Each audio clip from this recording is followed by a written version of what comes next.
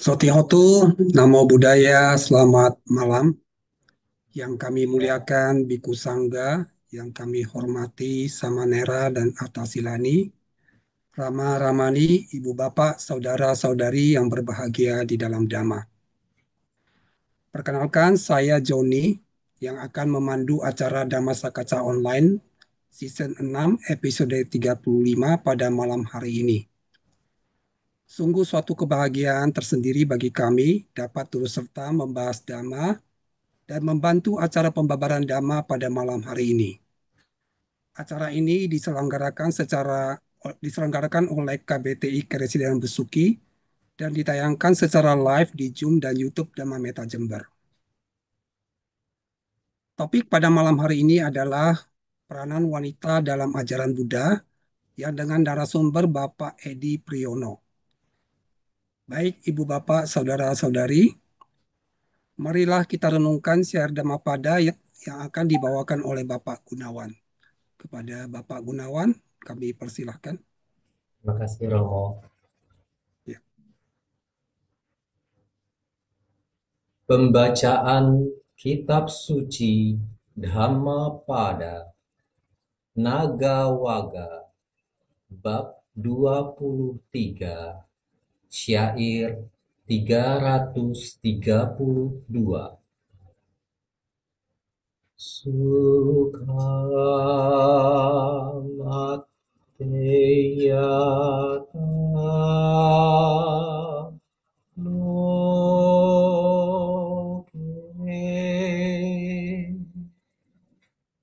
Adho Ete Yata Sukha Sukha Samanyata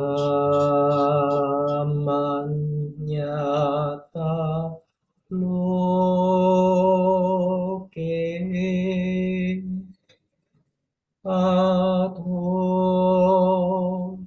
Brahmanyata Sukha.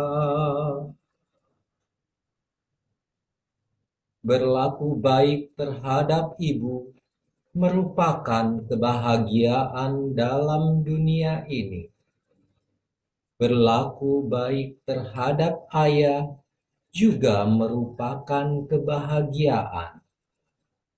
Berlaku baik terhadap pertapa merupakan suatu kebahagiaan dalam dunia ini. Berlaku baik terhadap para Arya juga merupakan kebahagiaan. Sadu, sadu, sadu. Terima kasih kepada Bapak Gunawan atas Dhammapada yang telah dilantunkan dengan sangat baik. Sebelum acara pada malam hari ini kita mulai, marilah kita melakukan penghormatan yang setinggi-tingginya kepada Tiratana dengan membacakan nama Karapata. Kepada audiens, diharapkan untuk bersikap anjali. Arahang sama sambuddho bhagawa Udang Bagawantang Abiwademi.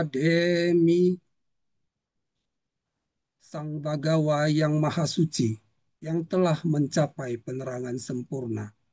Aku bersujud di hadapan Sang Buddha, Sang Bagawa.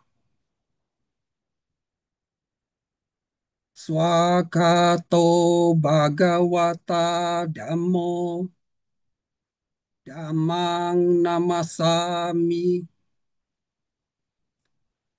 Dhamma telah sempurna dibabarkan oleh Sang Bagawa. Aku bersujud di hadapan Dhamma.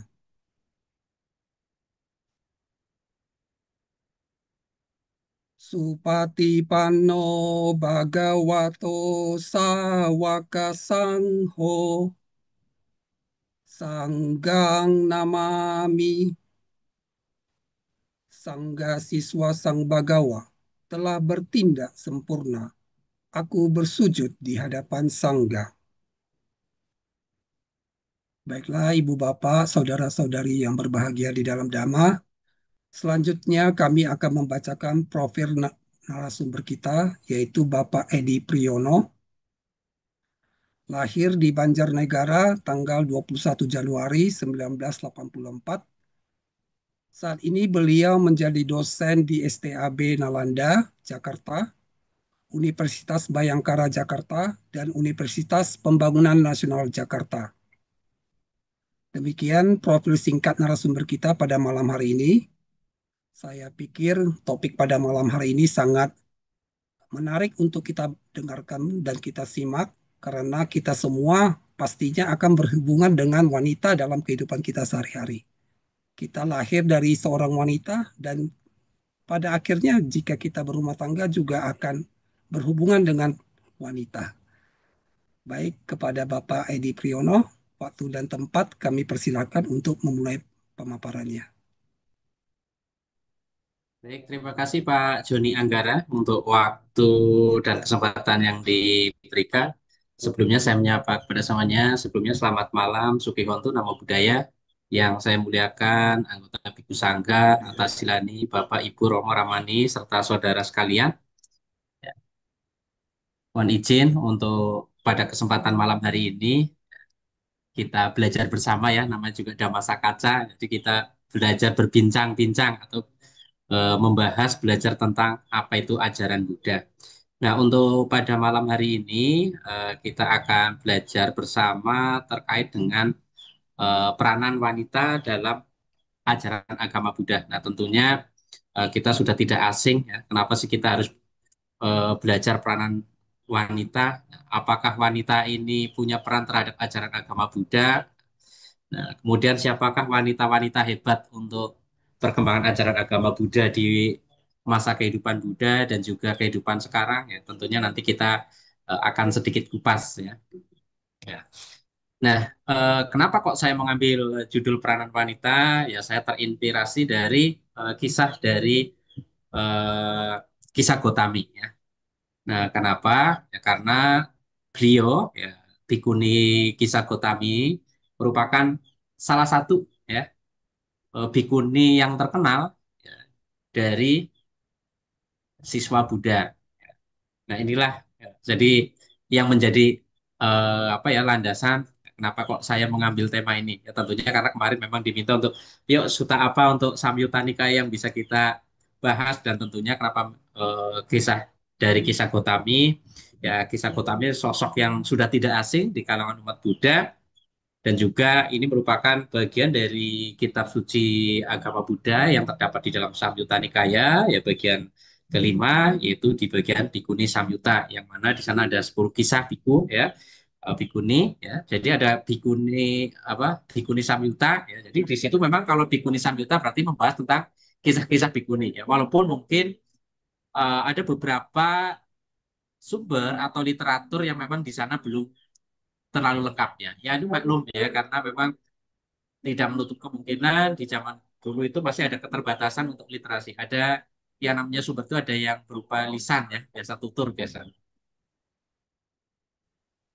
Nah, inilah yang menjadi dasar kenapa saya mengambil eh, judul ini. Nah, yang menjadi latar belakang adalah karena saya berpikir bahwa ajaran Buddha atau Buddha Gotama mengajarkan bahwa antara laki-laki dan perempuan itu memiliki hak yang sama. Dalam artian, laki-laki dan perempuan ini dalam tanda kutip ya, memiliki kesetaraan yang sama, yaitu apa? Sama-sama dua-duanya itu bisa mencapai pencapaian spiritual tertinggi. Dalam artian, sama-sama bisa mencapai tataran tingkatan kesucian. Jadi, tataran kesucian tidak hanya untuk laki-laki saja, ya, tetapi ini juga berlaku bagi perempuan. Jadi wanita atau perempuan itu punya hak dan punya kesempatan yang sama dengan laki-laki ya sama-sama punya kesempatan untuk bisa mencapai tataran kesucian. Dan juga wanita yang memiliki peran sangat penting dalam kehidupan sangga ya, khususnya kehidupan monastik para biku ya. Dalam hal praktek spiritual, pengembangan diri, ya kita tidak bisa meragukan Ya dalam kisah-kisah baik dalam kisah Jamapada, kisah Jataka atau literatur yang lain ya bahwa kita sering ya mendengar ya kisah-kisah wanita-wanita hebat di masa kehidupan Buddha Gotama. Nah, kemudian yang menjadi latar belakang berikutnya adalah kisah Gotami ya atau kisah Gotami ini memiliki kisah yang luar biasa karena di situ ada contoh bagaimana seorang wanita itu yang luar biasa dalam artian dengan problematika hidup yang luar biasa kemudian bisa mencapai tataran kehidupan spiritual yang tertinggi yaitu dapat merealisasi kesucian arahat ya. Nah, kemudian ini merupakan bagian Samyutta Nikaya ya, yang memuat kisah-kisah inspiratif tentang perkembangan pembebasan spiritual. Inilah yang menjadi latar belakang. Nah, tentunya kita harus tahu dulu siapakah kisah Gotami dan kenapa kok disebut sebagai kisah Gotami. Nah, jadi kisah Gotami ya kalau secara harfiah kisah artinya kurus, Gotami itu artinya ya namanya Gotami ya. Jadi dinamakan kisah Gotami karena memiliki badan yang kurus ya. Ya, perawakan yang kurus, badannya kecil. Makanya Gotami yang kurus, makanya disebutlah namanya kisah Gotami. Karena tubuhnya kurus, kecil. Karena apa? Terlahir di keluarga yang sangat miskin, ya. Biasa ya kalau orang miskin, ya kesulitan makan, ya tentunya pertumbuhannya kurang kurang bagus ya, kurang baik ya. Ya, jadi tidak menutup kemungkinan di sana tuh di India pada masa kehidupan Buddha juga terjadi ya wabah kelaparan ya. Jadi tidak ada di wilayah-wilayah tertentu saja. Ya mungkin kalau sekarang bahasanya apa kena gizi buruk ya. Jadi apa kena badannya kurang, pertumbuhannya kurang baik ya. Bukannya kurang baik dalam artian apa, tapi istilahnya dibandingkan teman-teman yang lain yang dari kalangan berada tentunya memiliki keterbatasan. Itu apa? Rules ya. Ya karena di dalam kehidupan masyarakat India pada waktu itu ada sistem kemasyarakatan yaitu ada sistem tatanan sosial. Ada yang kita kenal dengan sistem kasta. Ya. Nah, kalau orang miskin biasanya ya dari kalangan sudra. Ya. Tapi kita memang tidak dijelaskan bahwa si kisah Gotami dari kalangan sudra ya cuma dijelaskan ya tubuhnya kurus akibat kemiskinan. Nah, kemudian dinikahkan ya setelah dewasa dinikahkan dengan seorang pria kaya raya atau saudagar ya. Kalau sekarang ya nama sekarang trennya adalah jutawan ya kira-kira ya. Kalau misalkan Pak Joni Anggara ada sebagai manajer direktur, misalkan punya usaha, ini sebagai hartawan ya. Nah, kenapa kok dinikahkan dengan seorang pria kaya? Karena pria kaya itu juga mau ya, karena eh, tidak menutup kemungkinan juga dan kita tidak bisa pungkiri bahwa kepercayaan di masyarakat itu ada namanya sistem kepercayaannya ya apa ya bala ya kekuatan ya ada kekuatan pendukung. Nah, dan di sini juga dianggap bahwa ketika nanti ini menikah dengan si kisah Gotami ini, ya diharap membawakan keberuntungan. Nah, nanti kita lihat kira-kira pria kaya ini beruntung tidak menikah dengan kisah Gotami, gitu ya. Nah, kemudian setelah menikah, hidup berumah tangga dan berkeluarga, ya, kemudian kisah Gotami itu melahirkan seorang anak laki-laki. Dan ingat, anak laki-laki juga satu-satunya, ya. Ya, karena satu-satunya itu kan tentunya kalau lahir seorang anak menjadi apa ya kebahagiaan keluarga, menambah kebahagiaan keluarga. Ya. Siapa sih yang anggota keluarganya pertama tidak bahagia? Ya? Dan orang berkeluarga biasanya yang diharapkan adalah memiliki garis keturunan. Nah, tetapi ya namanya kehidupan ya selalu berproses. Ya, setelah melahirkan, anaknya mulai bertumbuh dan berkembang. Ya, anak tunggalnya ini meninggal. Nah, ketika anaknya meninggal, kira-kira gimana? Apa yang terjadi? Ya sedih, ya. Ya, karena anaknya meninggal, akhirnya ya si kisah Gotami itu sedih, ya. Sedihnya bukan hanya sedih biasa ya, tapi sedih yang sangat luar biasa. Nah, pada awal anaknya meninggal, apa yang terjadi?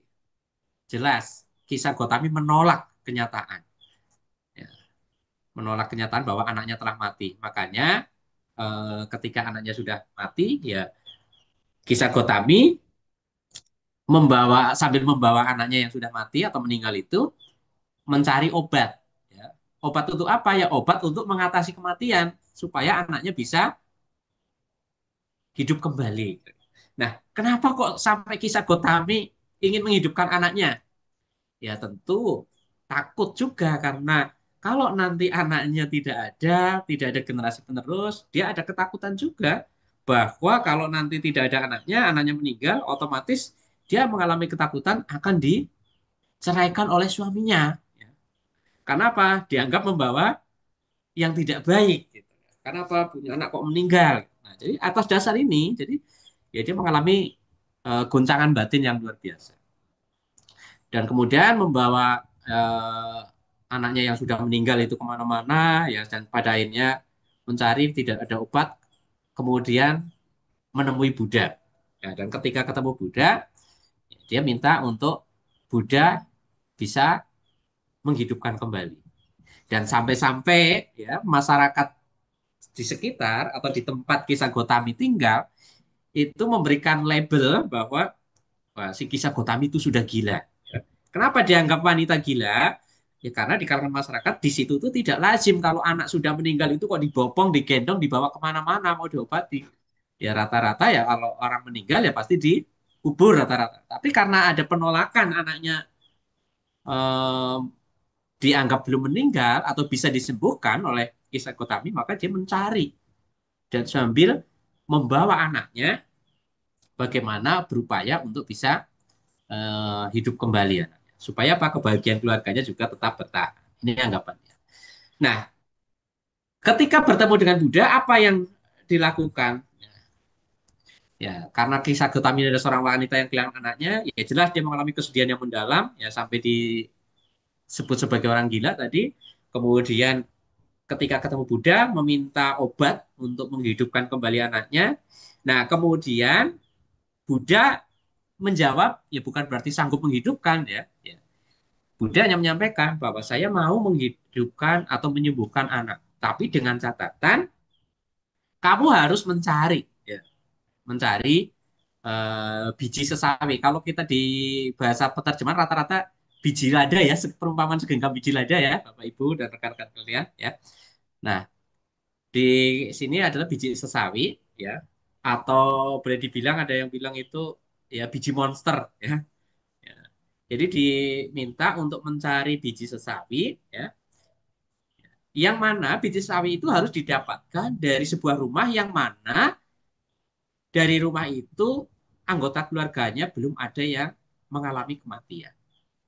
Ya, tetapi ini kan tidak bisa tercapai lah. Gitu, ya. Jadi ini adalah sesuatu hal yang mustahil. Tetapi kan pada waktu itu ya namanya pengen anaknya hidup kembali, pengen anaknya sembuh, pengen anaknya hidup, kira-kira apa yang harus dilakukan? Ya dia berusaha. Ya, jadi kisah Gotami tetap berusaha. Ya, di kampung itu ya, di sebuah desa itu, di desa tersebut, ya dia mendatangi rumah-rumah atau warga, ya, diketuk pintu sambil membawa anaknya yang sudah meninggal, kemudian bertanya, bolehkah saya meminta segenggam biji sesawi atau kalau kita kenal itu biasanya kita terjemahannya itu biji lada ya, Pak Joni ya, kita biasanya Ya, terbiasa dengan biji lada ya. Nah, kenapa kok di sini benar. sebagai biji monster itu? Karena lada itu kan pedes ya sebenarnya. Nah, jadi kalau orang terlalu banyak makan biji lada itu kan dia kepanasan dan mulutnya itu selalu terbuka ya. Istilahnya apa ya? Mengeluarkan air liur gitu ya. Nah, jadi istilah biji yang menyebabkan itu jadi dibilang biji lada itu ya biji monster itu. Nah, kalau kita biji monster itu dianggapnya ya biji lada itu ya. Ya, tetapi biji sesawi ini maksudnya adalah suatu biji, jenis buah atau biji-bijian yang memang sering digunakan untuk masak juga itu di daerah India dan biasanya untuk masak kare atau apa yang rasanya memang pedesnya luar biasa gitu ya. Nah, kita kita familiarnya dengan biji lada gitu perumahan biji lada. Nah, kemudian setiap rumah yang didatangi mau tidak memberikan biji lada? Mau, semuanya mau memberikan atau memberikan biji sesawi itu.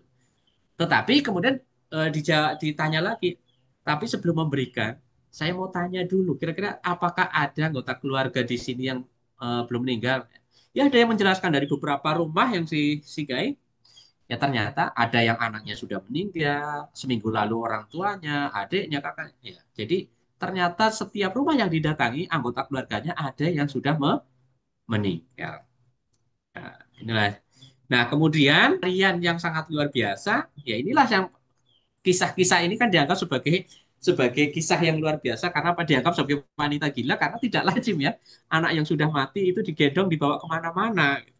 Mungkin kalau Pak Joni Anggara sendiri yang melihat seperti itu kayaknya bisa heran juga. Aduh, gimana ya? Kita kira-kira menjauh nggak Pak Joni? Menjauh ya? Kalau Iya, lihat seperti itu, terasa takut aneh ya. nggak? Ya, takut Takut sih. ya, pasti takut. Gak lazim Waduh, kan? iya karena nggak lazim itu. Nah makanya karena hal ini tidak lazim pada waktu itu ya dianggap bahwa kisah Gotami itu gila oleh masyarakat. Nah tetapi ternyata dari kegilaan itu ya ada manfaatnya. Dari pencarian yang gagal itu, dari pencarian yang gagal itu karena dia tidak bisa mendapatkan segenggam biji sesawi atau biji monster tadi, ya akhirnya kisah Gotami setelah berkeliling desa, tetapi dari setiap rumah yang didatangi tidak mendapatkan biji lada yang memang anggota keluarganya belum ada yang meninggal, dan ternyata ketika ditanya setiap rumah yang disinggahi, yang didatangi, ada anggota keluarga yang pernah meninggal atau yang telah meninggal. Ya, akhirnya sadar bahwa kenyataannya kehidupan itu akan mengalami perubahan. Ya, jadi dia akhirnya tersadar bahwa kematian itu adalah suatu hal yang universal atau sesuatu yang umum, ya, sesuatu yang lumrah, ya. Kan nggak ada ya yang bisa menolak kematian, ya. Kan ada 8 kondisi duniawi ya yang senantiasa ada di dalam kehidupan kita ya. Lahir, mati, ya kan? Ada kalanya dibenci, ada kalanya disukai, ya. Ada kalanya suka, ada duka. Ya. Nah, itu ada sesuatu yang memang berbanding terbalik. Nah, setelah kejadian ini, apakah ini cukup sehari? Tentunya tidak ya. Ya, pasti tidak cukup sehari, karena kalau sehari mungkin nggak sampai familiar kisahnya. Nah, akhirnya menyadari ketidakkekalan. Nah, setelah menyadari tidak kekalan, akhirnya apa yang dia lakukan? Ya, dia datang lagi kembali ke Buddha. Nah, setelah ketemu dengan Buddha, apa yang dilakukan? Ya, akhirnya Buddha menanyakan. Kemudian setelah ketemu Buddha, si Kisah Gotami menyampaikan bahwa tidak ada rumah yang bebas dari kematian. Dan akhirnya saya mengerti sekarang, akhirnya menyadari. Nah, kemudian setelah dia sadar, ya menasehati Kisah Gotami tersebut. Nah, dan pada ceritanya, pada kisah itu secara singkatnya ya konon ya dalam literasi ya Buddha membabarkan tentang 4 kebenaran mulia atau catur Arya Satya. Nah, jadi ternyata inilah berkah ya yang luar biasa dari gila bisa menjadi tercerahkan. Jadi memang ada kalanya gitu ya. Kita bisa sadar ketika sudah mentok dulu ya. Kalau belum mentok ada kalanya ya masih ragu-ragu gitu. Ya tentunya kita semua itu pernah gagal. Ya. Tapi bukan berarti karena gagal itu nanti kita pasrah ya. Nah, jadi ketika sudah kembali kepada Buddha, menemui Buddha, kisah Gotami itu mendapatkan dhamma atau pesan dhamma. Dan ketika mendapatkan pesan dhamma atau diberikan ajaran wejangan tentang 4 kebenaran mulia, ya, akhirnya tambah tambah terbebas, tambah mengerti lagi dari apa yang dipahami sebelumnya. Yang pertama kan baru mengenali tentang anicca. Oh iya, bahwa segala sesuatu itu akan mengalami perubahan. Setelah bertemu Buddha, Buddha membabarkan dhamma. Akhirnya bertambah lagi kebijaksanaan dan pengetahuannya. Oh iya, bahwa saya menderita karena apa? Karena anak saya mati. Ya, karena anak saya mati, saya jadi menderita. Jadi tahu bahwa penderitaan itu ada sebab. Ya, kenapa kok dia bisa menderita? Karena dia melekat. Karena dia punya tumpuan harapan yang luar biasa. Bahwa anaknya laki-laki itu nantinya diharapkan menjadi generasi penerus dalam keluarganya, pewaris keluarga, penerus silsilah. Kemudian karena sudah menyadari ya dia penderitanya berakhir. Nah, setelah mendengarkan khotbah tentang 4 kenyataan atau 4 kebenaran mulia dari Buddha Gotama, ya kisah Gotami akhirnya lebih tercerahkan lagi. Nah, kemudian ini yang menjadi topik diskusi kita pada malam hari ini yang saya ambil dari Samyutta Nikaya, Bhikkhuni Samyutta, ya, dalam kutipan suta tersebut ada syair eh, yang disampaikan seperti ini. Ya. Nah, jadi Alkisah pada waktu itu ya bikuni ini sudah jadi bikuni ya. Setelah jadi bikuni, kisah Gotami itu duduk di sebuah apa di bawah sebatang pohon. Nah, kemudian ketika duduk di bawah sebatang pohon, ya, ada yang bertanya. Yang bertanya itu kalau dalam kutipan syair itu katanya si Mara gitu ya. Ya, Mara bertanya dengan syair. Mengapa sekarang ketika putramu telah meninggal dunia, engkau duduk sendirian dengan wajah basah oleh air mata? Setelah memasuki hutan sendirian, apakah engkau mencari seorang laki-laki? Nah, tetapi ini juga kalimat ini ada beberapa versi ya. Ya, tapi kita nggak usah pusing dengan versi mananya. Ada yang mengatakan bahwa kalimat ini adalah kalau dalam di Guni Samyuta ini sih diungkapkan oleh Mara ya. Tapi dalam beberapa literasi lain bahwa kalimat ini adalah bentuk pertanyaan Buddha kepada kisah Gotami. Ya, jadi pada waktu eh, mengalami kesedihan. Nah, tetapi kalau di syair ini saya kutip ini adalah yang sudah ada di Bhikkhuni Samyutta. Ya, jadi mengapa sekarang ketika putramu telah meninggal dunia, engkau duduk sendirian dengan wajah basah oleh air mata. Nah, setelah memasuki hutan sendirian, apakah engkau mencari seorang laki-laki? Nah, dari syair ini, kira-kira ada yang menarik nggak? Bapak-bapak di sini, bapak-bapak ya yang ini ya, atau ada ibunya? Ya. Ada yang menarik nggak dari syair ini kira-kira? Kok di sini ada duduk sendirian, wajahnya basah air mata. Ya kira-kira orang habis ditinggal mati ya sedih lah, kira-kira gitu kan ya. Nah, Ya, tapi betul. ketika Oh, sedih, apakah apa harus larut? Tidak. Nah, tapi di sini ada apakah engkau mencari seorang laki-laki dalam tanda kutip bukan laki-laki yang sudah dewasa. Maksudnya dia ketika sedih, maksudnya apakah dia sedang meratapi anaknya yang sudah tiada. Nah, jadi ini ada analisanya. Analisanya kira-kira dari syair tersebut ya. Bahwa dalam kutipan syair itu kita teringat kembali pada sebuah kisah yang ada di dalam cerita-cerita Buddhis. Nah, dalam hal ini adalah kisah seorang kisah Gotami.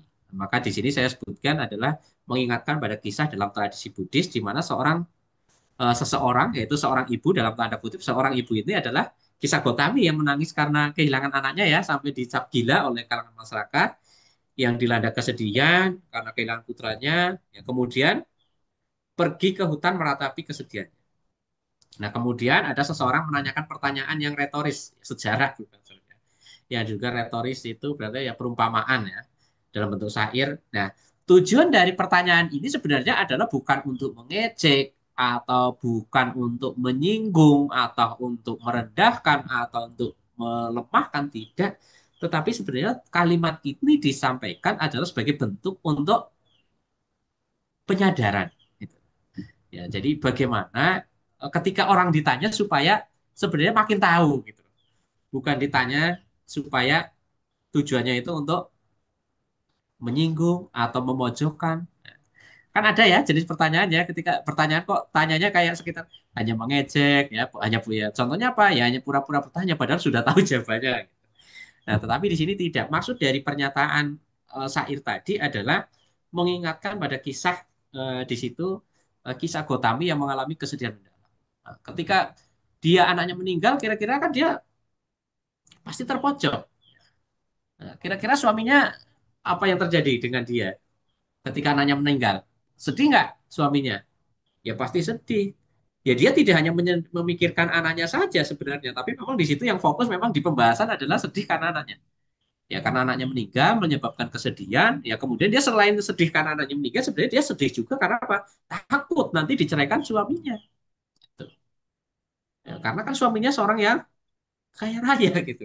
Nah kalau kira-kira hidupnya diceraikan sama suaminya apa yang terjadi kira-kira? Ya bisa jadi miskin lagi gitu ya. Apalagi sudah dianggap statusnya gila sama masyarakat. Ya bisa jadi gelandangan lah bahasa kasarnya gitu ya. Nah, itu kan jadi tekanan batin. Kalau misalkan saya saja yang mengalami seperti itu belum tentu sanggup ya. Bisa aja kalau orang sekarang itu malah bunuh diri gitu ya. Dan ini salutnya adalah seorang kisah Gotami tidak bunuh diri. Nah ini kan luar biasa juga. Ya.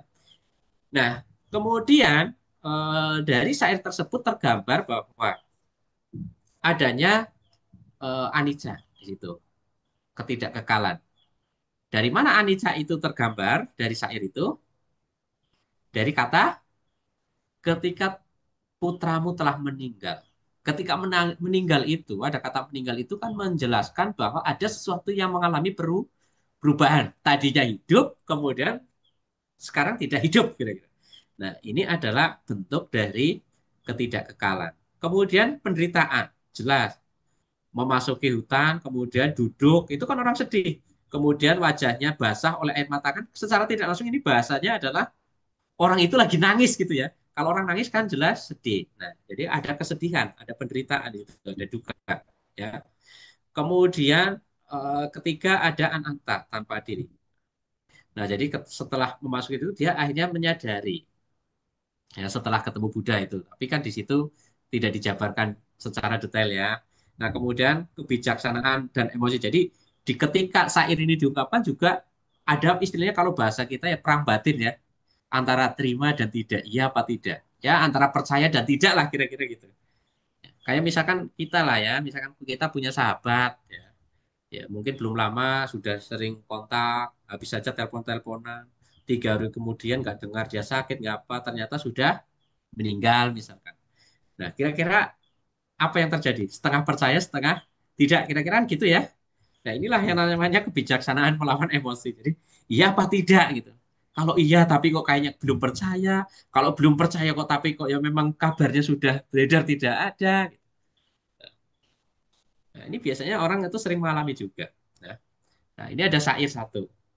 Nah, kemudian ada syair lagi. Nah, ini adalah ketika syair tadi diucapkan, si Kisah Gotami menjawab ya dengan syair ini. Aku telah melewati kematian putraku.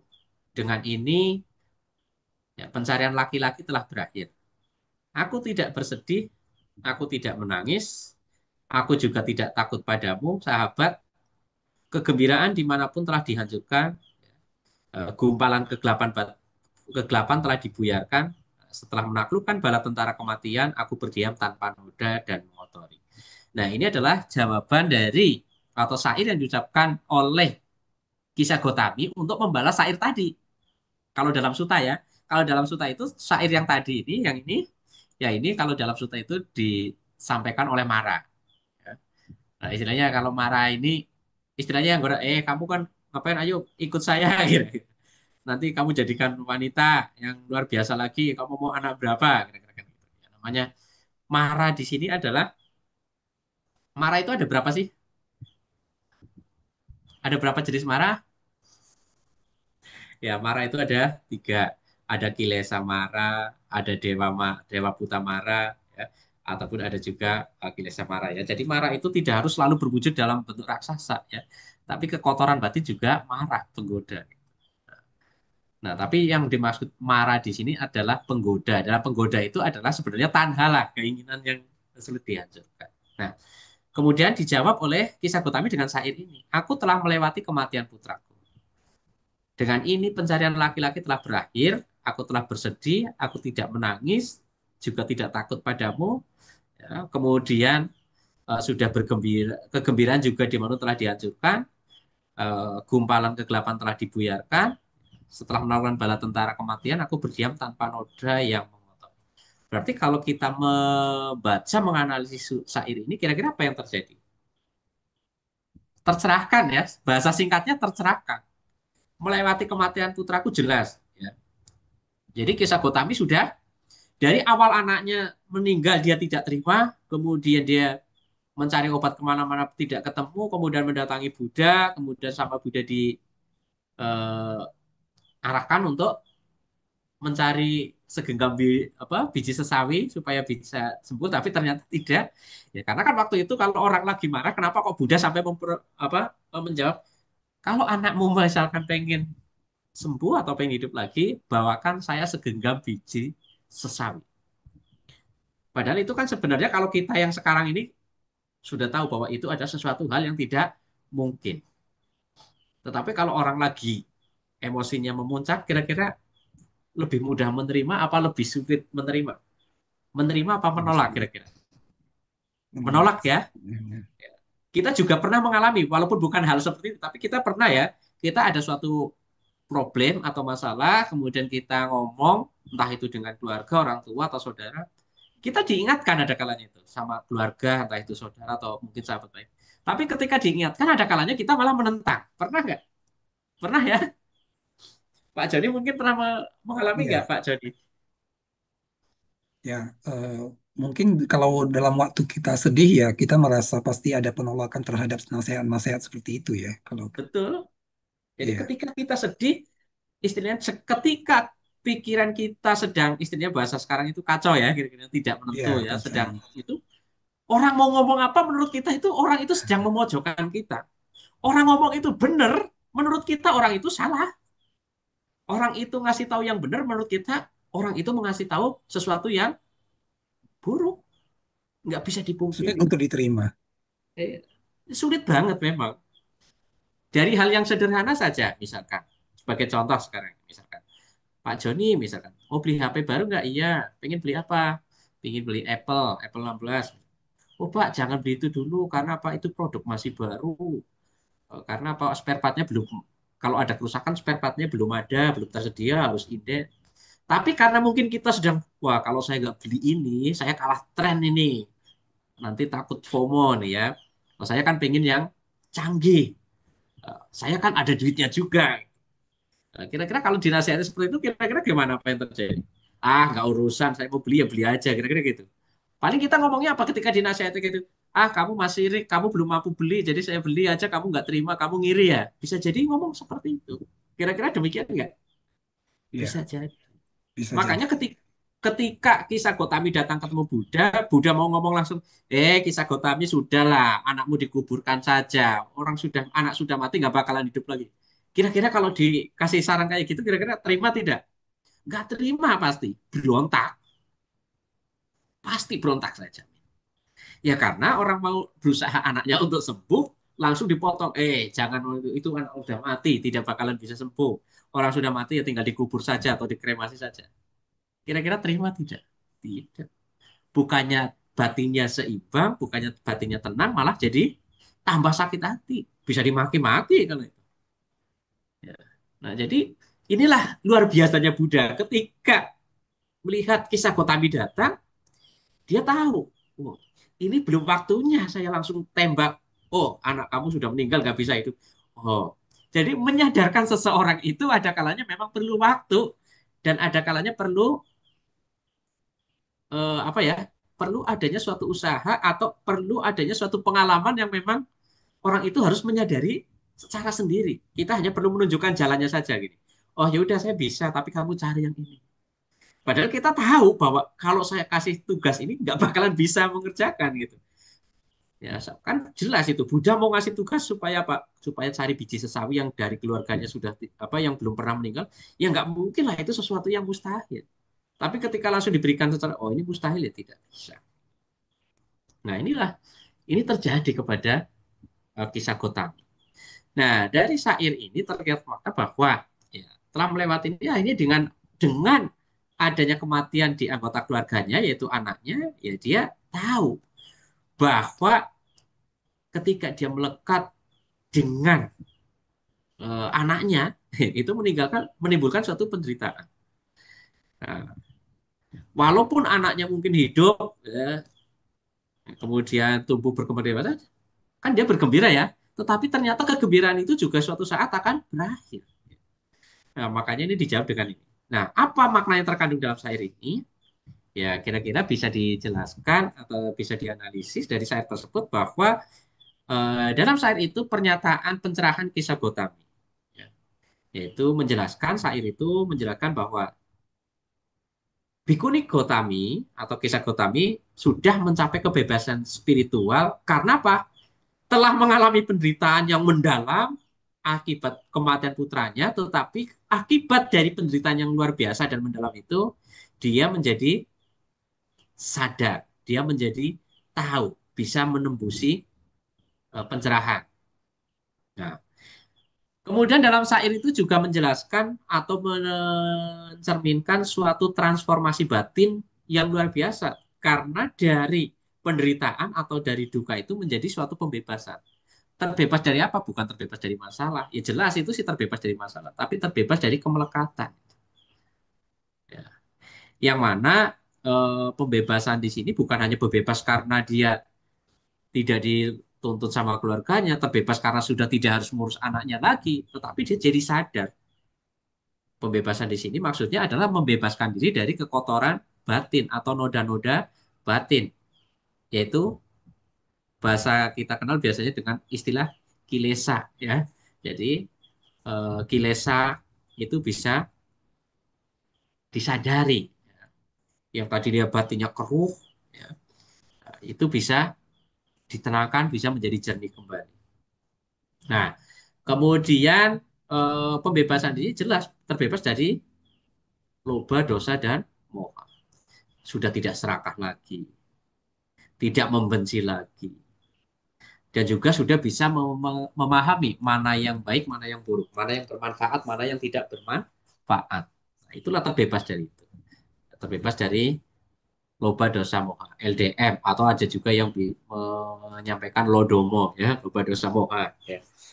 Nah, kemudian dari syair itu juga ada pernyataan mutlak, ya, seorang yang dulunya hancur, ya, siapa sih yang anaknya mati nggak merasa kehilangan, ya, akhirnya bisa berdiam dalam kedamaian tanpa noda. Itu dalam syair itu. Dan juga dalam syair itu menggambarkan suatu transformasi spiritual di mana melalui penderitaan terbesar, ya, ya dalam hal itu adalah dia kehilangan putranya ya, si Kisah Gotami itu justru bisa mencapai atau menembusi pembebasan sejati. Ya, jadi dia tidak terikat lagi oleh duka, sudah tidak merasa takut lagi, dan juga sudah tidak terpengaruh oleh kesenangan duniawi. Ya. Uh, jadi sangat luar biasa ya, dan telah melampaui kematian itu sendiri. Dan akhirnya dia tidak takut mati juga. Dan pesan umumnya atau universalnya adalah bahwa penderitaan merupakan guru yang terbaik jika kita mau belajar dari kisah. Nah, ini jadi pesan yang luar biasa dari syair-syair itu adalah bahwa dengan adanya penderitaan, ya kita tidak harus bersedih, ya, kita tidak harus terpuruk, tetapi ketika kita menderita itu kita harus segera bangkit. Ya, kita harus berproses. Jadi jangan sampai kita terpuruk dalam penderitaan. Ketika kita menderita ya kita sadari, oh iya, saya menderita pasti ada sebabnya. Kita harus segera menganalisis. Kenapa sih saya bisa menderita? Oh ya karena tanha, ya, karena kita melekat dengan apa ya sebelumnya belum terjadi tadi. Ya, sebelum menderita kan pasti bahagia dulu ya. Ya Pak Joni juga pernah kan, misalkan ketika sedang makan enak, ya nikmat, nambah, pernah ya Pak Joni ya. Ya, Pulang-pulang, pasti aduh, pernah. ya semua merasakan ya. Pulang-pulang, aduh, kok banyak apa selilitnya ya. Kok ada pagi-paginya ada yang mungkin kebanyakan makan sambal, cabe, ya mungkin mules atau apa. Nah, ketika kita mules ya jangan juga kita jadi kapok ya. Tapi kita jadi sebaiknya sebagai jadi acuan bahwa oh iya saya mules, perut saya nggak enak berarti tidaknya berarti ini adalah pesan bahwa saya boleh makan sapi tapi tidak terlalu banyak. Saya harus kontrol itu. Jangan menyalahkan cabenya. Tapi ada kalanya kita, oh kamu sih ngajak kemarin kamu ngajak makan yang enak-enak, yang pedes-pedes, kamu sih menyuruh saya makan sambal ya jangan menyalahkannya seperti itu. Ya, tapi kita harus ya introspeksi diri. Nah, ini jadi eh, dari syair itu ya walaupun syairnya sebenarnya pendek ya cuma 3 bait tapi sebenarnya pesannya sangat luar biasa. Nah, dari ajaran kisah Gotami ini kita dapat memperoleh apa pembabaran atau penjelasan bahwa dalam kisah Gotami ini mengajarkan kita diajarkan untuk menerima ketidakkekalan. Karena apa? Di dalam kisah-kisah Gotami itu ada contohnya, yaitu apa? Kisah Gotami itu sendiri. Ya, kisah Gotami itu menyadari bahwa kematian anaknya itu bagian dari pengalaman hidupnya dia. Ya, bahwa sesuatu yang berubah pasti akan melekat kepada sesuatu yang terkondisi. Jadi segala sesuatu yang terkondisi itu akan mengalami perubahan. Termasuk ya kisah Gotami itu terhadap anaknya juga. Nah, kemudian transformasi penderitaan jelas ya. Karena dia sedih, akhirnya kan dia berjalan ya, mencari obat. Nah, akibat berjalan itu kan dia jadi tahu. Dan ketika dari jalan dari rumah ke rumah, oh, dia akhirnya bisa berpikir, oh iya ternyata dari sekian banyak rumah yang saya datangi, dari sekian rumah yang saya tanyakan, ternyata tidak seorang pun. Ya, akhirnya kan pelan-pelan sadar.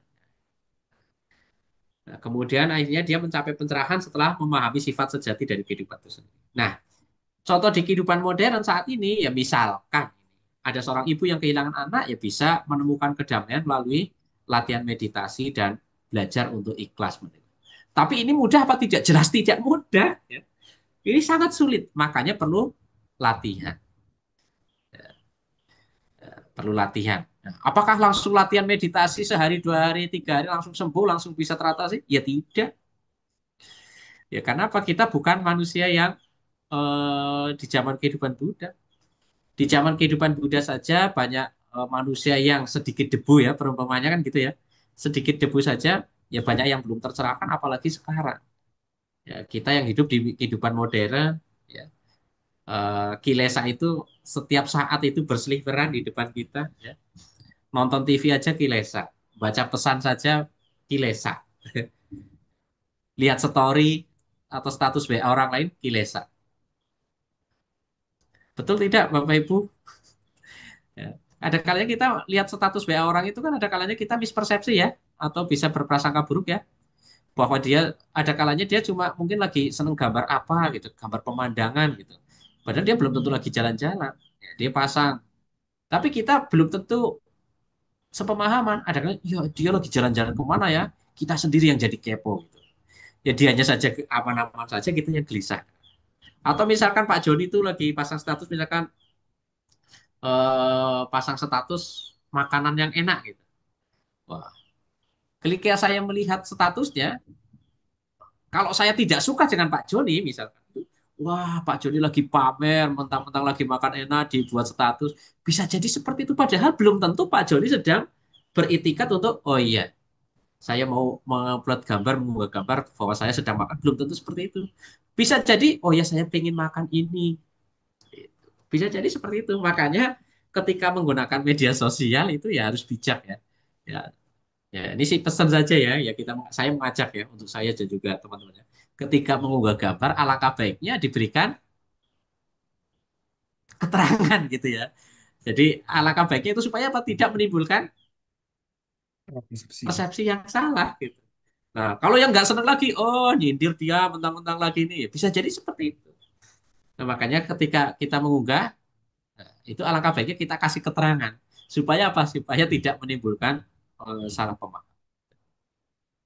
Nah, ini sering terjadi ya. Ya, jadi tidak harus selalu kehilangan anak atau apa ya, ketika seorang ibu atau seorang wanita sedang mengalami kesedihan ya jangan terlalu berlarut ya. Ya, tetapi berusaha untuk mencari solusi. Ya, mencari solusinya bagaimana ya, menyadari. Ya, tetapi ini jelas tidak mudah. Nah, apa yang bisa kita dapatkan dari kisah keteladanan kisah Gotami? Jelas ada ketabahan, kebijaksanaan dan juga ada inspirasi yang sangat luar biasa. Nah, ketabahannya jelas ketika dia menghadapi kesedihan yang ekstrim, yang luar biasa, dia tidak menyerah. Anaknya yang sudah mati aja dibawa kemana-mana ya. Nah, ini kan suatu bukti bahwa dia punya tekad semangat yang kuat. Tekad itu apa? Ya menyembuhkan anaknya pada awal. Walaupun dia sedih nggak peduli. Coba kalau sekarang anggota keluarganya ada yang meninggal, rata-rata udah lemes duluan. Anaknya meninggal, lemes. Jangankan untuk jalan membawa anaknya. Ya. Melihat anaknya saja, aja kalanya sudah lemes, sudah tidak berdaya. Bisa jadi seperti itu ya. Yang terjadi bisa seperti itu. Ya. Mungkin Pak Joni juga pernah melihat ada anggota keluarga atau tetangga yang meninggal.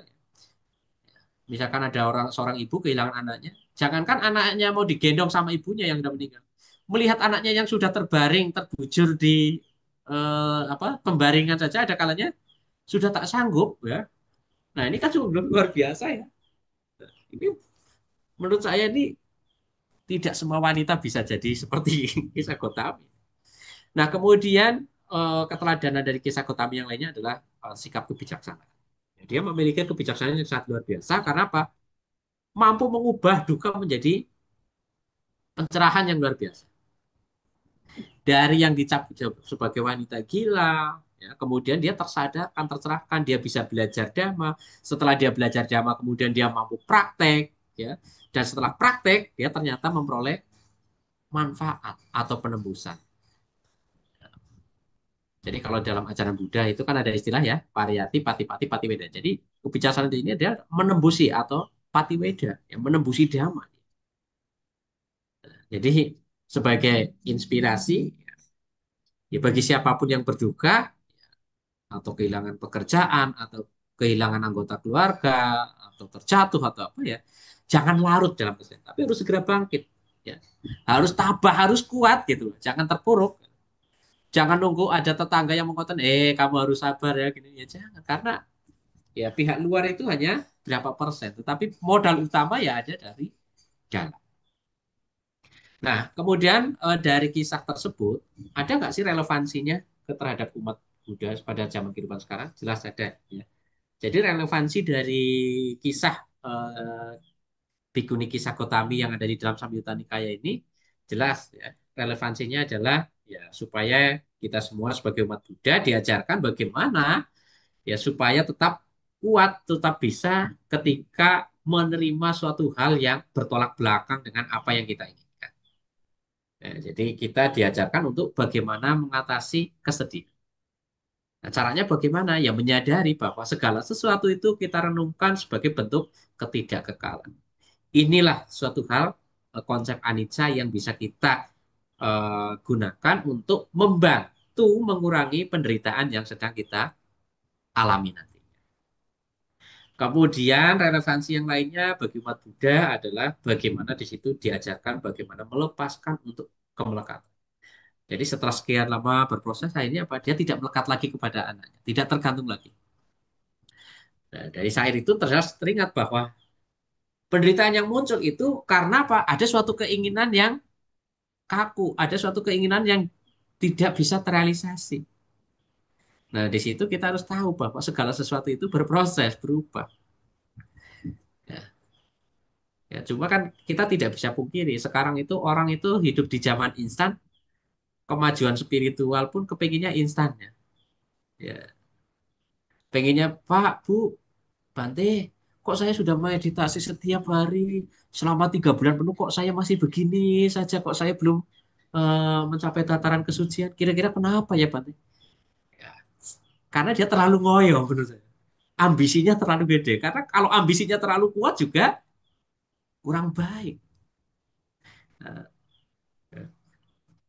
kemudian membandingkan, kok saya sudah berapa bulan, sudah bertahun-tahun praktek meditasi, kok belum tercerahkan ya Bante. Padahal kalau kita lihat dari kisah-kisah di kehidupan Buddha, ada yang cuma meditasi beberapa saat, ketemu Buddha, bahkan nggak meditasi, cuma mendengarkan ajaran saja, bisa tercerahkan, kok saya belum tercerahkan ya Bante. Ada nggak yang kayak gitu kira-kira?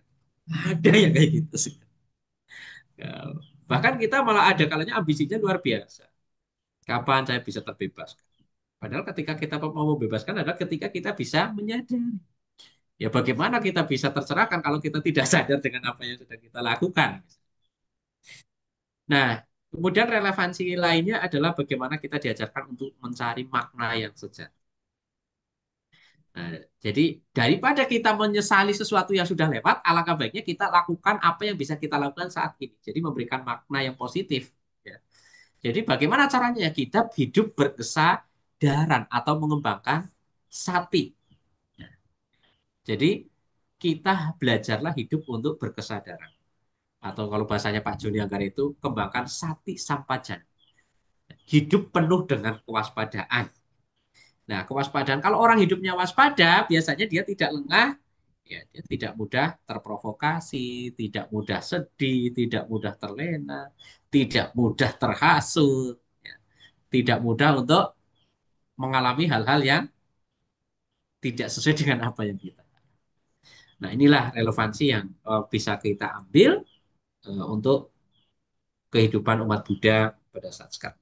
Nah, kemampuan perempuan dalam ajaran agama Buddha. jelas ya bahwa di situ dalam syair-syair itu menjelaskan bahwa kesetaraan spiritual itu ada. Ya, jadi orang bisa mencapai tataran tingkatan kesucian itu tidak hanya dibatasi pada jenis kelamin saja. Jadi pria dan wanita itu sama, punya hak yang sama. Itu dijelaskan oleh Buddha, ya, bahwa Buddha mengajarkan bahwa baik laki-laki maupun perempuan dapat mencapai nibbana. Itu ada di Majjhima Nikaya, ya, di Julawedala Sutta. Nah, kemudian pendirian Bhikkhuni Sangga, jelas ya. Ya, Buddha mendirikan Ordo Bhikkhuni atau Bhiksuni setelah ada permohonan dari Mahapajapati Gotami. Itu ada di kisah di riwayat hidup Buddha Gotama juga ada, nah, di Terigata juga ada. Ya, sampai memohonnya sampai berapa kali? Sekali, dua kali, tiga kali ya. Tiga kali pun belum mempan. Kemudian akhirnya dibantu oleh Ananda. Ya, Bhikkhu Ananda, Bante, yang mulia Bante, bukankah Bante masih ingat bahwa Pajapati Gotami adalah orang tua yang membesarkan, memberikan susu, ya, merawat dan membesarkan Buddha apa Siddhartha pada waktu itu. Nah, kemudian ya dipertimbangkan, dipertimbangkan, akhirnya boleh, tapi dengan catatan ada aturan tambahan. Nah, tapi ada kekhawatiran nggak sih kenapa kok awalnya Buddha tidak mengajar apa tidak mengizinkan wanita ikut masuk ke dalam komunitas sangga? Kira-kira kalau menurut Pak Joni apa kira-kira yang menjadi dasar kira-kira? Ya, eh, Dhamma sejati itu akan bertahannya lebih lebih cepat luntur gitu loh. Lebih cepat luntur. Tidak bertahan Ya, lama ya. ya, itu kalau dalam literasi sutta memang seperti itu bunyinya ya Pak Joni ya. Ya. Tetapi kalau kita analisa kira-kira gimana Pak Joni? Kenapa kok bisa luntur? Jadi Eh, kenapa kok Dhamma tidak bisa bertahan lama? Kalau wanita masuk ke dalam sangga bhikkhuni atau menjadi bhikkhu. ya, diibaratkan seperti rumah kalau banyak laki-lakinya maka rumah itu semakin aman gitu kan. Sementara Nah, kalau banyak perempuannya rumah itu semakin tidak aman gitu loh. ya, ya, sebenarnya sih ya itu betul juga ya, tapi sebenarnya itu bisa dibantah juga. Mm, Tapi sebenarnya kenapa kok eh, Dhamma itu tidak bisa bertahan lama ketika seorang wanita masuk ke dalam komunitas sangga bhikkhuni atau menjadi bhikkhuni? Karena apa? Tidak ada lagi generasi penerus, Pak Joni. Coba kalau wanita banyak yang masuk ke anggota sangga, apa yang terjadi? Banyak suami terlantar karena apa? Ditinggal jadi bhikkhu. Kemudian yang mau melahirkan siapa? Yang melahirkan masa laki-laki melahirkan kan tidak. Nah itulah makanya ini. Tapi kan dulu itu tidak tergambar ya. Kalau dijelaskan itu, oh nggak mungkin. Pasti digambarkan seperti itu. Tapi sebenarnya kita bisa simpulkan bahwa Dhamma tidak bisa bertahan lama karena apa? Ya umat Buddha rata-rata habis. Karena apa? Tidak ada yang meneruskan garis keturunan. Kalau semua sudah tercerahkan, ya wanita nggak mau menikah, laki-laki juga nggak mau menikah. Yang cowok jadi biku, yang cewek jadi bikuni. Ada yang lahir lagi nggak nanti? Ada penerus umat Buddha tidak? Tidak. Nah, selain laki-laki banyak yang terlantar, juga tidak menutup kemungkinan banyak juga anak-anak kecil yang terlantar. Karena mereka masih perlu bimbingan, perlu diurus, perlu diasuh oleh orang tua, terutama oleh ibunya. Bisa saja karena ibunya masuk ke dalam anggota sangga bikuni, menjadi bikuni, siapa yang mau mengurus? Bapaknya jadi biku. Nanti kayak sopaka kisahnya itu nanti terlantar di kuburan gitu. Ya. Nah itulah sebenarnya ya kalau kita terjemahkan sekarang mungkin bisa sebenarnya bisa seperti itu. Itulah alasan kenapa Dhamma tidak bertahan lama ya karena nanti tidak ada generasi penerus. Ya siapa yang mau itu? Ya, kalau semua wanita jadi bikuni, siapa yang mau hidup berkeluarga Pak Joni? Gak ada ya Pak Joni ya. Tapi Nah rasanya ini kan mustahil juga Pak ya kalau betul. semua Ya tapi manusia mau menjadi pertapa gitu. itu sih nggak mungkin ya memang. Tapi kan istilahnya kronologi kan kalau semua wanita itu diizinkan masuk, kira-kira apa yang terjadi? Itu banyak wanita apa banyak laki-laki terlantar. Nah siapa yang mau melahirkan kan itu sebenarnya gambaran. Ya tapi kan tidak memang di dalam suta tidak dijelaskan seperti itu. Ya di dalam suta ya ya dijelaskan bahwa ketika sangga bikuni ada atau wanita masuk ke dalam komunitas sangga ya nanti ya dhamma itu akan cepat dilupakan kira-kira gitu. Ya karena nanti banyak sekali progresnya. Makanya nanti ini terkait dengan Winaya.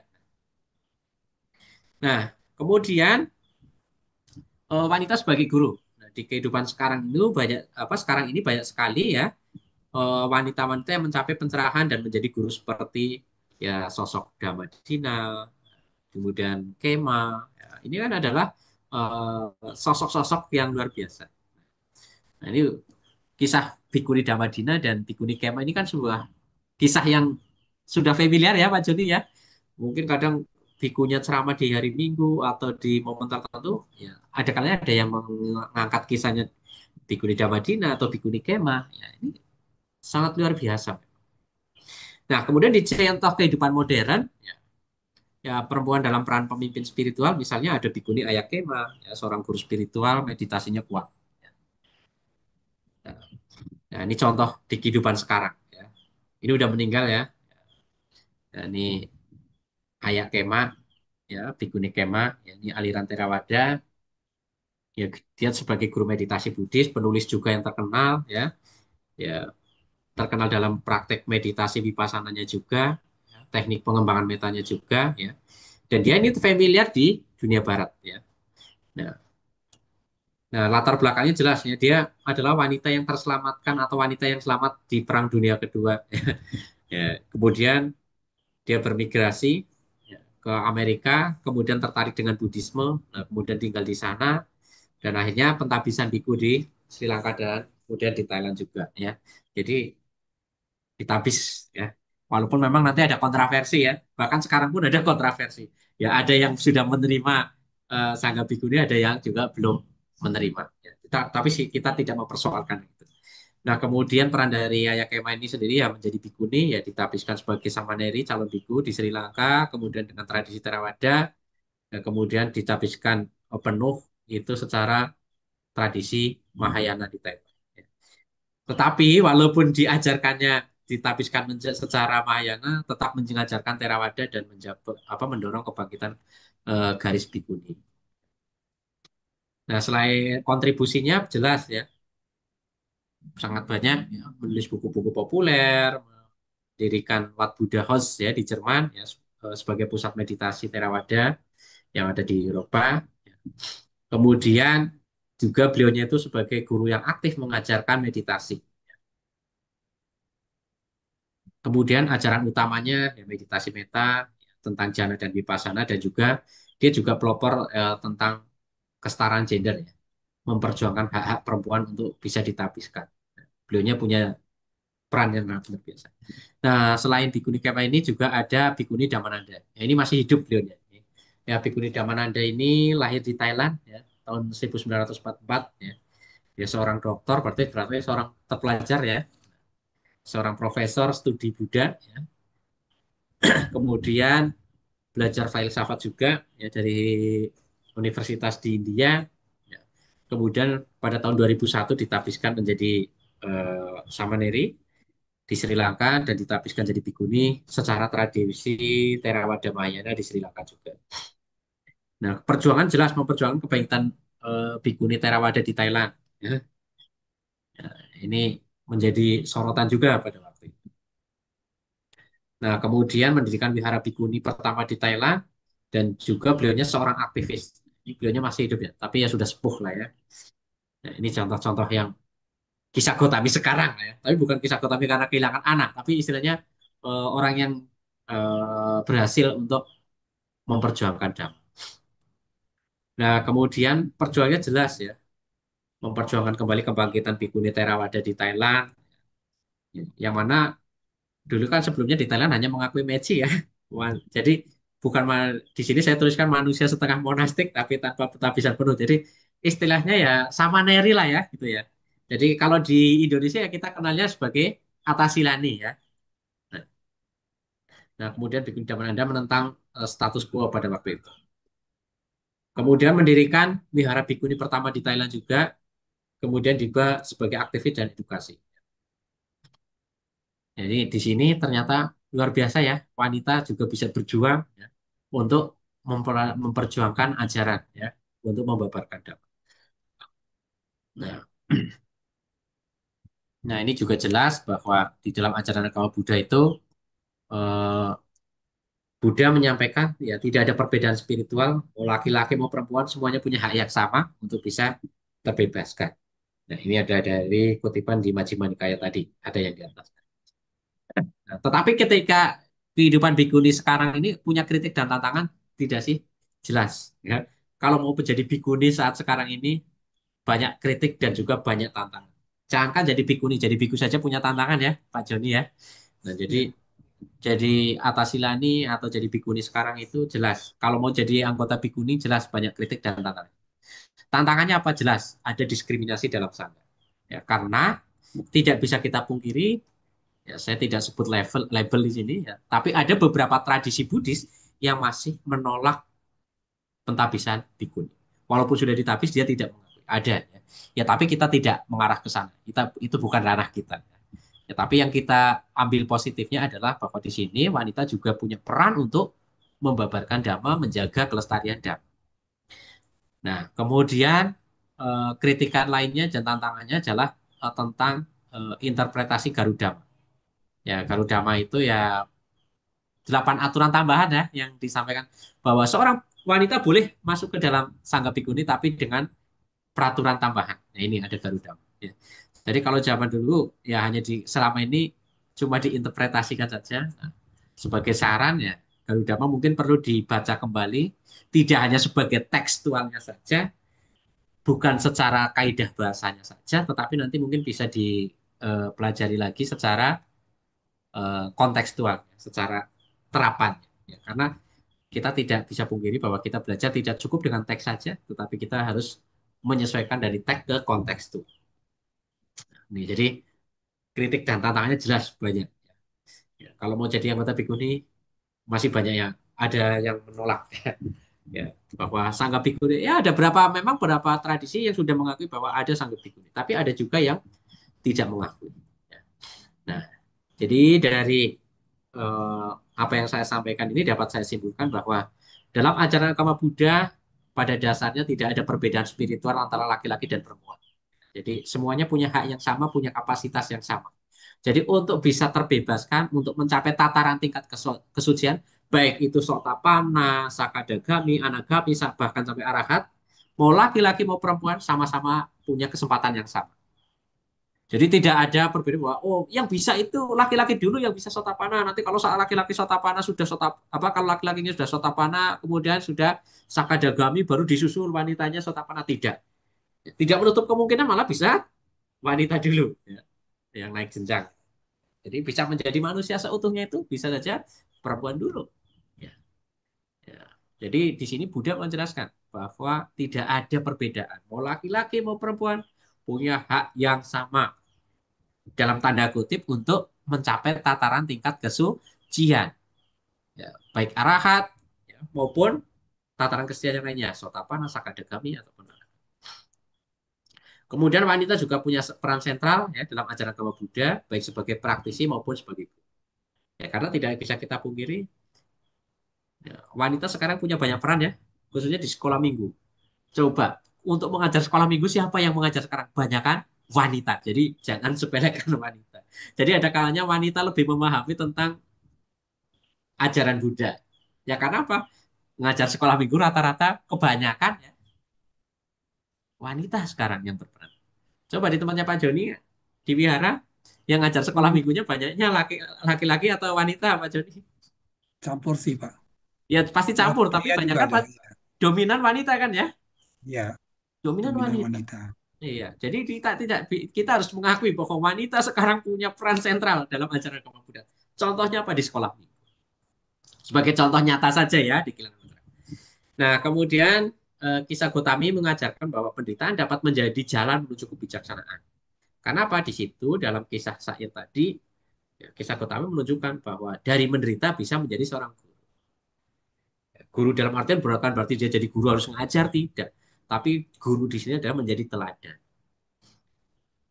Kemudian kisah Gotami juga bukan sekedar tokoh legenda saja, tidak hanya sekedar cerita, tetapi kalau dalam literasi Buddhis merupakan model yang nyata tentang bagaimana penderitaan bisa menjadi jalan pencerahan, ya. Dan itu sampai sekarang itu masih relevan, banyak dikutip kisah-kisah. Jadi luar biasa. Ya. Kemudian dalam kisah Gotami juga ada ajaran tentang bagaimana kita bisa belajar untuk menerima. Kalau bahasa itu ya kita ikhlas gitu ya. Bisa untuk ikhlas, bisa lebih sadar, bisa lebih bijak ya. Dan juga belajar untuk melepas, ya. Tidak terbelenggu, tidak kaku, tidak terlalu kuat terhadap cengkraman apa yang kita. Kemudian dalam kehidupan sehari-hari jelas umat Buddha dapat mengingat syair ini ketika menghadapi kehilangan ataupun menghadapi kesedihan sehingga nanti diharapkan ketika ingat saja syair ini ya belenggu-belenggu yang muncul itu bisa tereliminasi ya. Jadi terendapkan. Walaupun tidak mungkin langsung sekaligus wah hanya mengingat syair langsung penderitaannya langsung hilang tidak ya paling tidak mengingat ya. Ya, kita bisa mawas diri kalau bahasa. Nah, kemudian Samyutta Nikaya memberikan panduan praktis untuk pembebasan spiritual. Dan dapat saya simpulkan juga bahwa di sini pesan untuk kehidupan sekarang bahwa setiap orang terlepas dari jenis kelamin atau gender dapat mencapai kebebasan melalui praktek dhamma. Ingat ya, melalui praktek dhamma. Jadi orang yang tercerahkan bukan hanya orang yang belajar saja, tapi orang yang mau praktek dhamma. Walaupun belajarnya banyak, belajarnya setiap hari, belajarnya sampai dari Indonesia, Thailand, Sri Lanka, Myanmar sampai ke India, dia hanya belajar tidak mau praktek, dia tidak akan mendapatkan penebusan. Jadi dhamma itu akan memberikan manfaat ketika dharma itu dipraktekkan, bukan hanya cuma dipelajari. Tapi kalau hanya dipelajari saja, ya mau belajar sampai tua pun, ketika dia tidak mau pernah praktek, ya percuma. Dalam artian dalam percuma ini ya tidak akan memperoleh hasil sesuai yang diharapkan. Ya tapi ini kan rata-rata sekarang kan zamannya gitu ya. Kalau bisa belajar saja nggak usah praktek dapat manfaat. Gitu. Ya. Kan banyak yang seperti itu. Ya. Kalau suruh latihan, aduh berat berarti berat Romo berat berarti. Coba misalkan Pak Joni ayo ikut Pak Baja kira-kira gimana? Aduh belum bisa berarti masih banyak yang dipikirkan di belakang masih banyak yang nyari saya masih punya tanggungan keluarga ada orang tua ada saudara yang harus saya diurus kira-kira gitu nggak Pak Joni? Kalau saya sudah pernah, Pak. Ya nggak misalkan pasti kan kalau misalkan ada yang diajak seperti itu tetapi Iya, tidak menutup kebanyakan sih kemungkinan begitu. ini Iya. rata-rata gitu ada juga orang tuanya mendukung anaknya tidak mau juga ada anaknya mau orang tuanya tidak mendukung juga ya itulah kehidupan. Ya, tapi kebanyakan sekarang memang ya seperti itu. Jadi kemauan itu memang dan ada kalanya orang tua itu ada kalanya takut gitu. Kalau anak saya jadi biku nanti siapa saya yang merawat, siapa yang meneruskan garis keturunan. Ada tanda kutip ketakutan seperti itu masih ada. Jadi kalau itu takut keputus marganya. Baik, mungkin itu yang dapat saya sampaikan dari analisis terkait syair ini. Jika ada tutur kata atau kalimat yang kurang berkenan atau kurang baik, mohon dimaafkan. Jika ada yang bermakna positif atau bisa diambil, silakan bisa dipelajari, bisa dipraktekkan ya, tidak hanya dipelajari saja. Dan mohon maaf dan terima kasih juga untuk kesempatan yang diberikan. Dan jika ada yang mau didiskusikan, mungkin kita bisa berdiskusi untuk kesempatan berikutnya. Dan untuk kesempatan selanjutnya, saya kembalikan lagi kepada Pak Joni Anggara. Terima kasih. Ya, Selamat malam. Sugati baik. Namo Buddhaya. Terima kasih Bapak Edi Priyono, Rama Ramani, Ibu Bapak dan saudara-saudari yang berbahagia di dalam Dhamma. Demikian tadi kita telah bersama-sama mendengarkan pemaparan dari Bapak Edi Priyono tentang peranan wanita dalam ajaran Buddha. Selanjutnya, marilah kita masuk pada sesi tanya jawab kepada Ibu Bapak yang berkenan mengajukan pertanyaan secara langsung. Kami persilakan untuk raise hand atau akan kami bacakan pertanyaan melalui teks yang masuk melalui Zoom ataupun YouTube. Ada Ibu Bapak? Silakan.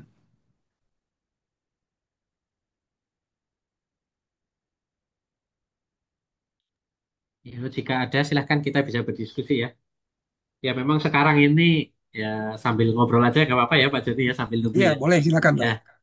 ya. Jadi kita tidak bisa pungkiri bahwa dalam kehidupan sekarang itu memang eh, generasi sekarang itu khususnya generasi milenial itu memang banyak sekali lingkup, banyak sekali pengaruh ya, bukan hanya dari internal ya, eksternal juga dan juga pergaulan ini memang banyak faktor ya. Apalagi sekarang itu belajarnya itu tidak harus mengikuti seperti ini. Ya, sekarang mulai tergusur ya. Jadi orang dengan teknologi mulai belajar segala sesuatu itu lebih banyak. Ah, udahlah gampang nanti cari di Google. Sekarang karena memang banyak layanan seperti itu ya Pak Joni ya. Iya, Coba di betul. zamannya saya kecil itu atau Pak Joni kecil, mungkin untuk mencari buku aja ke Wihara itu sangat sulit.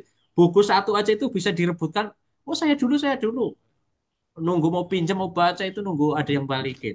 Kalau sekarang Tinggal pencet. bukunya Iya, bukunya itu di perpus itu banyak sekali buku baru itu sampai berjamur nggak ada yang baca benar.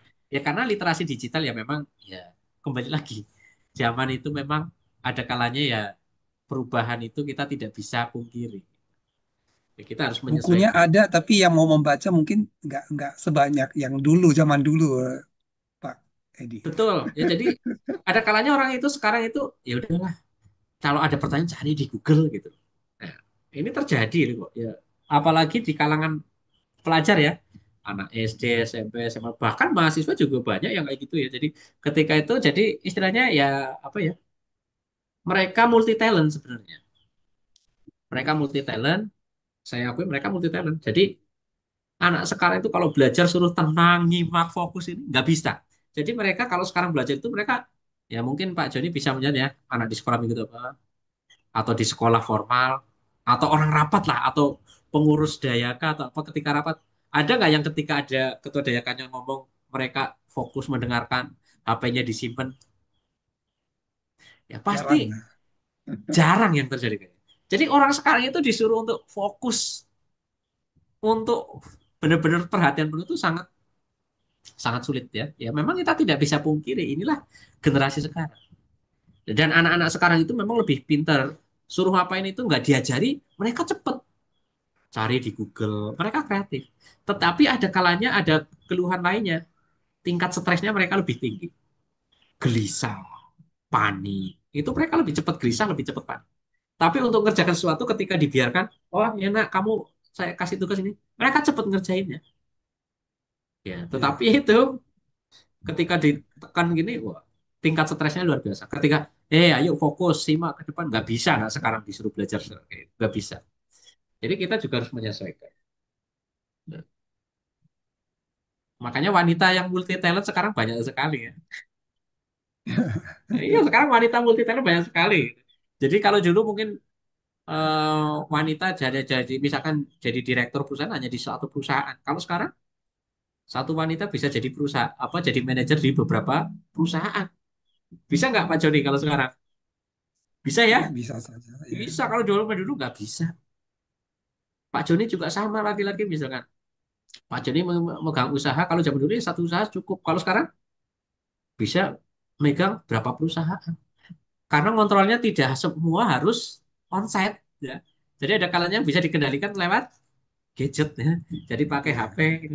Bisa dikontrol dari sini gitu. Ya tidak hanya data, tidak hanya data saja, tapi pekerjaan bisa dari sini juga. Jadi ya anak-anak sekarang itu ya belajar memang tidak fokus hanya belajar secara otodidak dari apa fokus dari apa yang disampaikan di kelas atau tidak bisa dipaksakan seperti itu. Tapi mereka bisa belajar dari ya mereka dari gadget itu mereka bisa belajar. Nah, makanya pesan kita nanti sebagai orang tua terhadap generasi muda ya boleh menggunakan gadget ya, alangkah baiknya tapi gunakanlah gadget sesuai dengan tingkat kebutuhan dan juga harus bijak dalam penggunaan. Ya, akseslah hal-hal yang memang perlu diakses gitu. Iya. Ada batasannya. Baik, Pak Edi, kita lanjut ke pertanyaan dari audiens. Oke, Yang pertama baik. adalah bagaimana kita tidak bersedih yang berlarut-larut gitu. Jadi, bagaimana kita melatihnya supaya bisa mencapai tingkat seperti itu? Oke, baik. Pertanyaan bagaimana cara kita mengatasi kesedihan supaya kita tidak berlarut-larut. Hmm. Caranya adalah berlatih. Latihannya bagaimana? Kita mengalihkan perhatian. Jadi lakukanlah sesuatu hal yang bermanfaat. Jangan terlalu melekat tadi. Ya. Nah, jadi jangan terlalu melekat tadi dalam artian ketika misalkan nih, saya sedih misalkan karena Pak Joni misalkan ngechat saya, misalkan maki-maki saya. Ini contoh saja ya, padahal sih tidak ya. Ya, kira-kira kalau saya dimaki-maki Pak Joni, kira-kira sedih nggak? Aduh, baper kan? Aduh kok kenapa ya? Padahal menurut saya nggak ada salah sama Pak Joni. Kok Pak Joni maki-maki saya misalnya. Kira-kira saya sedih nggak? Sedih pasti. Tetapi apakah saya cukup sedih dengan cara meratapi seperti itu? Tidak. Ya, kita belajar untuk menumbuhkan sikap dan rasa yang positif. Caranya bagaimana? Ya harus berlatih. Latihnya bagaimana? Ya kita berprasangka buruk. Misalkan saya tadi ke Pak Joni, ya saya berprasangka baik kepada Pak Joni. Jangan berprasangka buruk. Ya, pertama apa yang dilakukan? Ya tetap Pak Joni, mohon maaf jika saya ada kesalahan. Itu yang bisa kita lakukan. Jangan sampai malah ada masalah kita menghindar. Nah, jadi caranya pertama adalah sadari dulu. Tapi ini apakah mudah? Jelas tidak, Bapak Ibu. Kalau mudah semuanya sudah cepat-cepat arahat nanti. Karena ini tidak mudah, ya kita harus perlu latihan. Jadi ketika kita menghadapi suatu masalah, ya kita cari solusinya. Tapi jangan kaku. Supaya kita tidak melekat kepada penderitaan, supaya tidak terlalu larut, ya kita harus berusaha untuk sedikit mengalihkan perhatian kita. Ketika kita sedih, ya kita jangan mengingat terus apa yang membuat kita sedih. Tapi ingatlah apa yang menyebabkan kita menjadi sedih. Kita cari, kita analisis, kemudian kita sadar. Setelah itu, lakukan hal-hal yang positif, yang bermanfaat. Ya, mungkin kalau dalam Buddhis contohnya adalah meditasi. Nah, tapi inilah meditasi yang sering kaku di kalangan masyarakat. Apakah ketika meditasi kita itu harus selalu duduk berdiam? Tidak, Bapak Ibu, rekan-rekan sekalian. Meditasi itu kan bisa dilakukan dengan beberapa metode. Kalau metodenya jelas ada dua ya, samatha dan vipassana. Tapi cara melakukannya bisa bisa berdiri, berjalan, ya, bisa duduk, ya, ya. Tinggal pakai yang mana. Ataupun kita pakai teknik vipassana, sati sampajana, berkesadaran. Sadari apa yang sedang kita lakukan, sadari apa yang terjadi. Bukan menyadari untuk melekat, tapi sadari kenapa kok saya bisa sedih. Apakah saya cukup jika bersedih? Ketika saya sedih berlarut-larut, apakah saya nantinya bisa bahagia? Apakah bisa menyelesaikan masalah? Kan jelas tidak. Ya, tapi itulah harus disadari dulu. Caranya bagaimana? Ya, dilatih dulu, latih dengan melakukan hal-hal yang bermanfaat atau positif. Salah satunya adalah ya tadi meditasi kesadaran. Ya, latih dengan cara tarik nafas, keluar nafas, atur nafas secara teratur. Setelah itu, ya fokuskan terhadap suatu hal yang bermanfaat. Oh iya, kalau saya sedih terus, saya nantinya mau jadi apa? Kalau saya terpuruk terus, saya kapan bangkitnya? Nah, jadi kayak tadi tuh, kisah Gotami saja bisa bangkit kok dari penderitaan yang luar biasa. Nah, selain melakukan perbuatan baik atau bermanfaat tadi, kemudian biasakan. Langkah yang berikutnya adalah kita biasakan. Biasakan apa ya? Biasakan apa yang sudah positif kita lakukan atau hal-hal bermanfaat yang kita lakukan itu yang sudah pernah kita lakukan, kita biasakan dalam keseharian kita. Jangan, saya sedih tapi sudah mencoba gini tapi kok nggak sembuh-sembuh 2 kali, 3 kali. Ya jangan menyerah. Ya, kisah Gotami saja keliling rumah aja tidak cukup 3 rumah, 4 rumah. Mungkin dari satu kampung itu bisa ratusan rumah yang dia datang. Jadi ketika kita sedang berupaya, mengupayakan untuk tidak bersedih, cuma berusaha 2 kali, 3 kali belum selesai, ya jangan menyerah. Ya kita harus tetap kokoh, tetap kuat. Nah, kemudian ada kalanya perlu kita namanya menghibur diri. Menghibur diri ya tentunya apa? Meletakkan beban, menaruh beban. Jadi ibaratnya gini, eh, kapan supaya kita tidak melekat terhadap masalah kita, supaya kita tidak sedih berlarut-larut. Ya namanya sedih kalau orang lagi sedih memang seperti tadi ya, mau diapain ya juga. Tapi ya ada kalanya memang kita tidak bisa pungkiri, ya kita juga tidak boleh melekat terus ya. Jadi ibaratnya gini Bapak Ibu, ketika Bapak Ibu, rekan-rekan yang misalkan punya masalah, masalah itu ibaratkanlah beban. Misalkan bebannya gini, misalkan Pak Joni berjalan dari rumah ke wihara, membawa beban. Misalkan mau ke wihara, mau bawa buku. Kira-kira buku itu kan akan disumbangkan ke wihara. Setelah di wihara, diapakan Pak Joni bukunya? Diserahkan, diletakkan kan ya, kira-kira ya. Ya, Diletakkan nggak Pak Joni kira-kira? Apa mau ya, dipanggul terus kemana-mana itu? Ke ruang ada masalah. Nah, itu perubahannya seperti itu. Jadi ketika beban itu dibawa kemana-mana ya kita nggak pernah lepas. Jadi perumpamannya tadi adalah bagaimana kita melepaskan beban itu supaya tidak melekat, kita tidak sedih, ya taruh beban itu. Ibaratnya kayak Pak Joni tadi setelah memberikan buku itu ya setelah didanakan, ya ikhlaskan.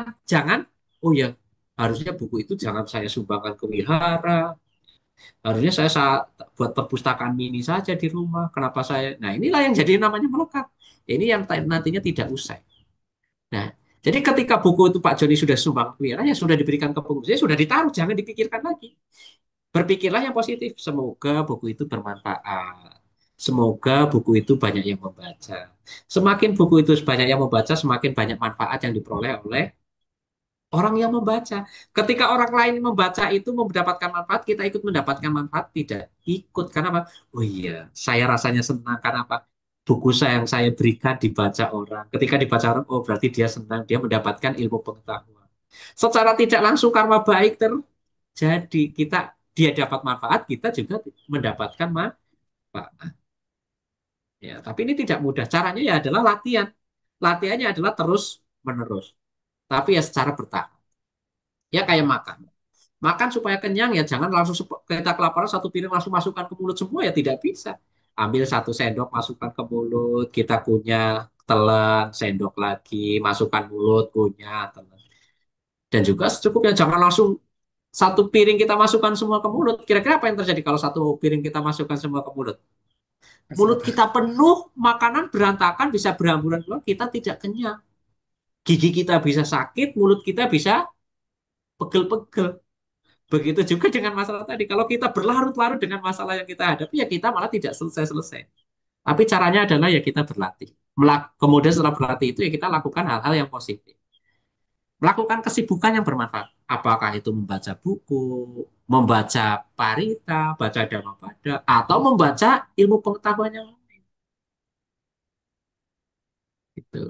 Ya mungkin itu tips dari saya ya. Ya, Caranya adalah berlatih. Tapi ya memang baik. tidak mudah ya. Memang nggak mudah ya. Perlu latihan yang sangat luar biasa. Ya. Lanjutannya, Pak Edi. Eh, kisah kisah Gotami itu sangat menginspirasi ya. Apakah ada literasi yang menyampaikan bagaimana kehidupan di sebelumnya dari kisah Gotami tersebut, Pak Edi? Oke, baik. Terkait literasi secara penuh, ya ini memang ada keterbatasan ya. Mungkin apakah saya yang kurang literasi membaca tanya apa ya. Tapi ketika saya mencari sumber itu, saya belum menemukan ya secara detail Ya, sebelumnya kisah Gotami siapa. Ya, ya, tetapi di baik. situ dapat saya peroleh di dalam Samyutta Nikaya dan juga di dalam Therigatha ya, kitab Therigatha dan juga nanti bisa di searching aja di Google sekarang banyak ya kisah Jataka tentang ini. Nanti Bapak Ibu bisa cari ya. Tapi di situ memang ada keterbatasan sumber ya Bapak Ibu. Jadi memang tidak bisa dijelaskan secara detail kronologi lahirnya kapan, orang tuanya siapa, memang tidak dijelaskan. Jadi hanya sedikit info dari kisah Gotami ini. Ya, jadi dia hanya terlahir dari keluarga yang dalam keluarga yang miskin lah ya kira-kira. Kenapa kok saya bilang keluarga miskin? Ya hidup dalam kelaparan kan miskin ya, makanya disebut kisah Gotami ya, Ya, Gotami yang kurus itu. Nah, kalau Gotami kurus itu karena kurus itu kan berarti asupan gizinya kurang. Kemudian dia akhirnya eh, menikah dengan orang yang berada, kemudian punya anak. Cuma memang sepintas memang inilah keterbatasan kita dalam literasi memang tidak. Jangankan untuk kisah Gotami, untuk riwayat hidup Buddha Gotama saja itu sebenarnya ada beberapa hal yang memang menurut saya itu bagi saya sendiri itu masih penasaran. Kok nggak ada kisahnya ketika di kerajaan ngapain saja, temannya siapa saja. Coba di kerajaan temannya apakah cuma Pangeran Nanda, apakah Dewa Data itu saja? Kan tidak. Pasti ada teman-teman yang lainnya.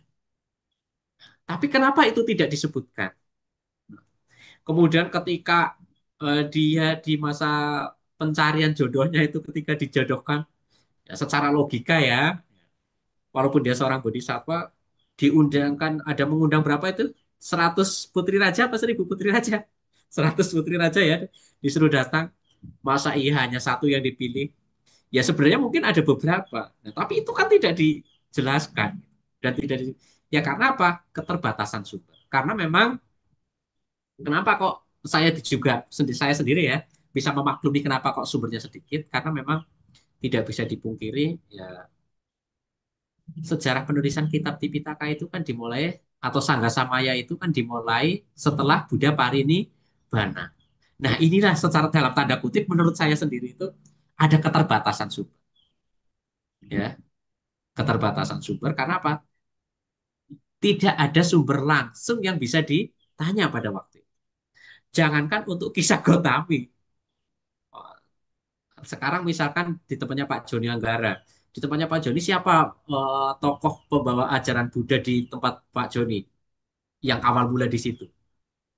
Mungkin Pak Joni tahu, tapi ketika Pak Joni tahu hanya disampaikan secara lisan, secara tutur. Lama-lama nanti di generasi berikutnya mentok, udah hilang, nggak tahu siapa orang itu. Asalnya dari mana, keturunannya siapa, anaknya siapa. Ya mungkin hanya tahu siapa namanya saja. Nah, jadi secara literasi khususnya memang yang secara detail saya juga belum mendapatkannya, tapi saya memang hanya mendapatkan dari beberapa literasi saja, ya ada di Terikata, ya kemudian di Samyutta Nikaya, memang itu ada keterbatasan ya. Memang saya tidak bisa pungkiri gitu ya. Nah, Ya, dan juga ini kan muncul kan kitab-kitab komentar itu kan Tipitaka komentar itu kan komentarnya itu kan muncul-muncul di periode belakangan ya di Sangga Samaya keberapa itu 4 dan 5 ya itu kan sudah berapa ratus tahun setelah Buddha meninggal atau sudah parinibbana ya itu kan tidak menutup kemungkinan di Sangga Samaya 1 2 saja itu Sutta dan Vinaya itu hanya diulang secara lisan. Nah, itu kan berarti kan ada pengumpulan yang memang perlu proses luar biasa. Setelah itu baru dicatat. Dicatat pun dalam daun lontar. Daun lontar takut rusak, lama-lama ditulis di batu pualam atau prasasti ya. Mungkin sekarang masih ada sisanya itu yang ada di Sri Lanka ya. Nanti Bapak Ibu bisa ke sana. Saya juga belum pernah ke sana ya. Ya tapi kalau ada di sana itu ya yang daun itu. Ya walaupun beberapa itu memang masih ditutup ya. Dan itu akhirnya apa? Ya memang awet kalau dipahat di batu pualam, tapi ternyata susah dibawa kemana-mana. Nah, dan tidak semua orang bisa membaca juga karena itu memang pakai bahasa Singgala ya. Nah, jadi untuk literasi terkait dengan Bhikkhuni Kisah Gotami nanti sekarang bisa cari lah ya. Di Damacita itu websitenya Damacita itu aja nanti bisa di search kok ya di sana di Damacita kisah-kisah tentang eh, kisah Bhikkhuni apa kisah Gotami ada. Kemudian selain di Damacita itu ada di Sariputa itu ada. Nah, nanti bisa cari di sana. Ya walaupun memang mohon maaf ya Bapak Ibu, memang sumbernya menurut saya itu masih banyak yang kurang menurut saya sendiri ya. Jadi hanya sekilas-sekilas saja. Ya, ini tidak hanya biku kisah Gotami, tapi bikuni-bikuni lain juga sama ya. Ada keterbatasan sumber literasi. Gitu. Gitu ya Pak Joni, mungkin bisa disampaikan ya. baik. Jadi memang, tapi untuk sumber sementara yang eh, bisa digunakan ya sementara itu. Ya, yang jelas ya, saya sih mengacunya ke Samyutta Nikaya ini. Ya. Mungkin Pak Edi, Bapak tadi kan banyak menceritakan tentang memberikan contoh tentang bikuni ya. Eh, jadi bikuni-bikuni yang eh, mungkin memberikan inspirasi bagi kita. Tapi sebagai umat awam kita juga perlu kan contoh dari kalangan upasika yang mungkin bisa memberikan inspirasi juga bagi eh, para upasika zaman sekarang gitu loh. Mana Oke, menurut Pak Edi bagaimana ini? Ada oke nggak kita baik. umat umat awam upasika yang bisa menjadi contoh bagi eh, wanita zaman sekarang begitu? Oke. Upasika yang wanita.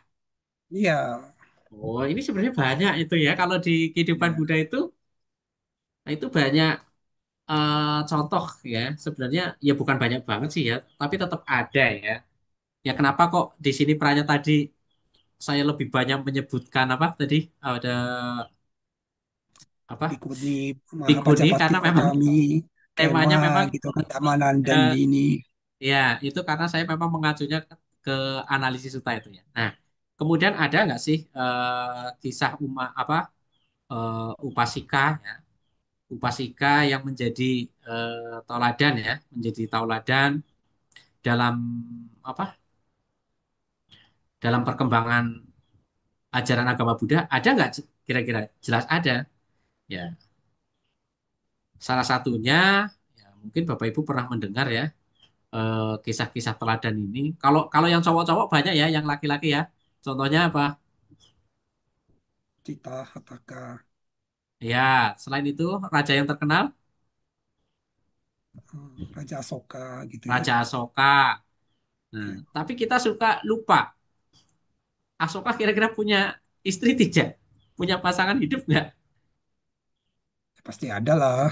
Nah, pasti ada. Nah, cuma ini jarang kita expose ya. Jarang kita expose. Nah, bahkan ada kalanya mungkin kita sendiri lupa. Siapa gitu? Asoka punya istri nggak sih? Gitu. Punya istri nggak kira-kira Asoka? Put- Apakah dia Dia tidak pasti punya punya istri kan, dia punya putra, punya putri, pasti Iya, punya istri dong, ya kan? ya. Tapi tahu nggak istrinya Raja Asoka siapa kira-kira? Nah, itu yang saya tidak tahu, Pak ini. Ayo, ada yang tahu istri Asoka? Ada nggak istri Raja Asoka? Padahal kalau dibuat nama itu bagus. Nah ini ada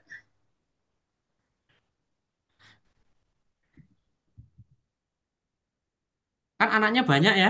Raja Asoka anaknya berapa sih? Dua ya? Lebih dari satu ya.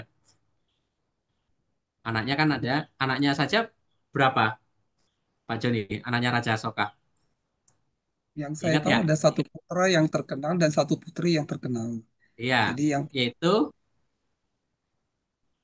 eh, Biku putranya itu yang Mahinda membawa ajaran Buddha ke ke Sri Sri Lanka. Lanka. Ya, kalau yang Dan cowok itu jadi biku namanya Biku Mahinda. hmm, Nah, yang cewek, yang membawa bibit pohon Bodhi dari India ke Sri Lanka. Bikuni Sanggamita, ya kan? Ya. Nah, kira-kira siapa orang tuanya itu? Nah, itu yang nggak pernah saya dengar, Ayo, Pak. ayo. Ya, ya jadi nama orang tuanya itu namanya Asandi Mitra. Ya, ini namanya permaisuri utama. Tapi raja namanya raja biasanya punya istri itu lebih dari satu. Ya, salah satu yang terkenal itu sebenarnya adalah Asandi Mitra. Asandi Mitra ini adalah istri Raja Asoka yang punya peran luar biasa terhadap perkembangan ajaran agama Buddha. Karena apa? Dia mendukung suaminya untuk upaya pengembangan ajaran Buddha. Dia tidak melarang bahwa anaknya tidak boleh jadi biku, tapi malah mendukung. Oh ya, ini kan bentuk sebagai wanita, tapi memang memang tidak diangkat ya. Ya, nah, ini memang tidak diangkat. Nah, istri lain Asoka ya selain Asandi Mitra ada apa Ratu Karuwaki atau apa sih kalau nggak salah ya. Kemudian ada Padmawati juga, tapi yang sering jadi contoh adalah Asandi Mitra. Asandi Mitra ini contoh wanita yang memang punya peran. Gitu, ya. Nah, jadi Asandi Mitra ini tentunya tidak begitu saja menjalankan tugas permaisurinya hanya menikmati harta kekayaan, berpangku tangan, tidak ya. Tetapi ketika seorang menjadi seorang permaisuri raja, ketika ada kebijakan raja harus setuju tidak. Raja punya punya wewenang untuk minta kepada istrinya. Punya nggak? Jelas punya. Iya, Karena pasti ketika ya. raja mau menetapkan suatu kebijakan, otomatis itu ada kalanya dibicarakan dengan keluarga. Salah satunya adalah permaisuri. Permaisuri mendukung tidak. Nah, inilah buku perlunya pasangan hidup sebenarnya adalah ya kalau bahasa sekarangnya tempat untuk berkeluh kesah ya, gitu. Jadi Asandi Mitra ini juga sosok sebenarnya. Cuma memang ini jarang diangkat ya. Ya.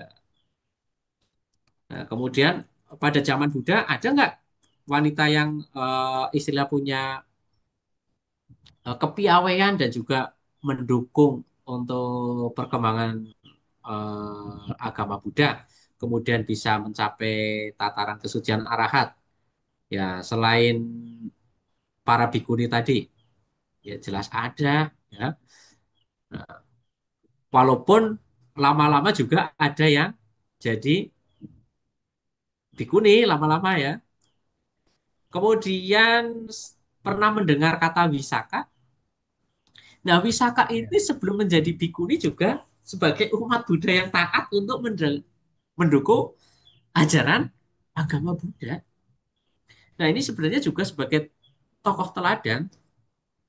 Nah, kemudian selain Mitaka juga banyak ada lagi wanita lain ya. Misalkan Kema ya, Ratu Kema itu kan orang yang sangat luar biasa ya. Nah, kemudian ada Upalawana ya. Kemudian pernah mendengar kata Ambapali atau Patacari. Nah, itu kan juga sebenarnya sebelum menjadi itu kan mereka kan punya kontribusi juga gitu.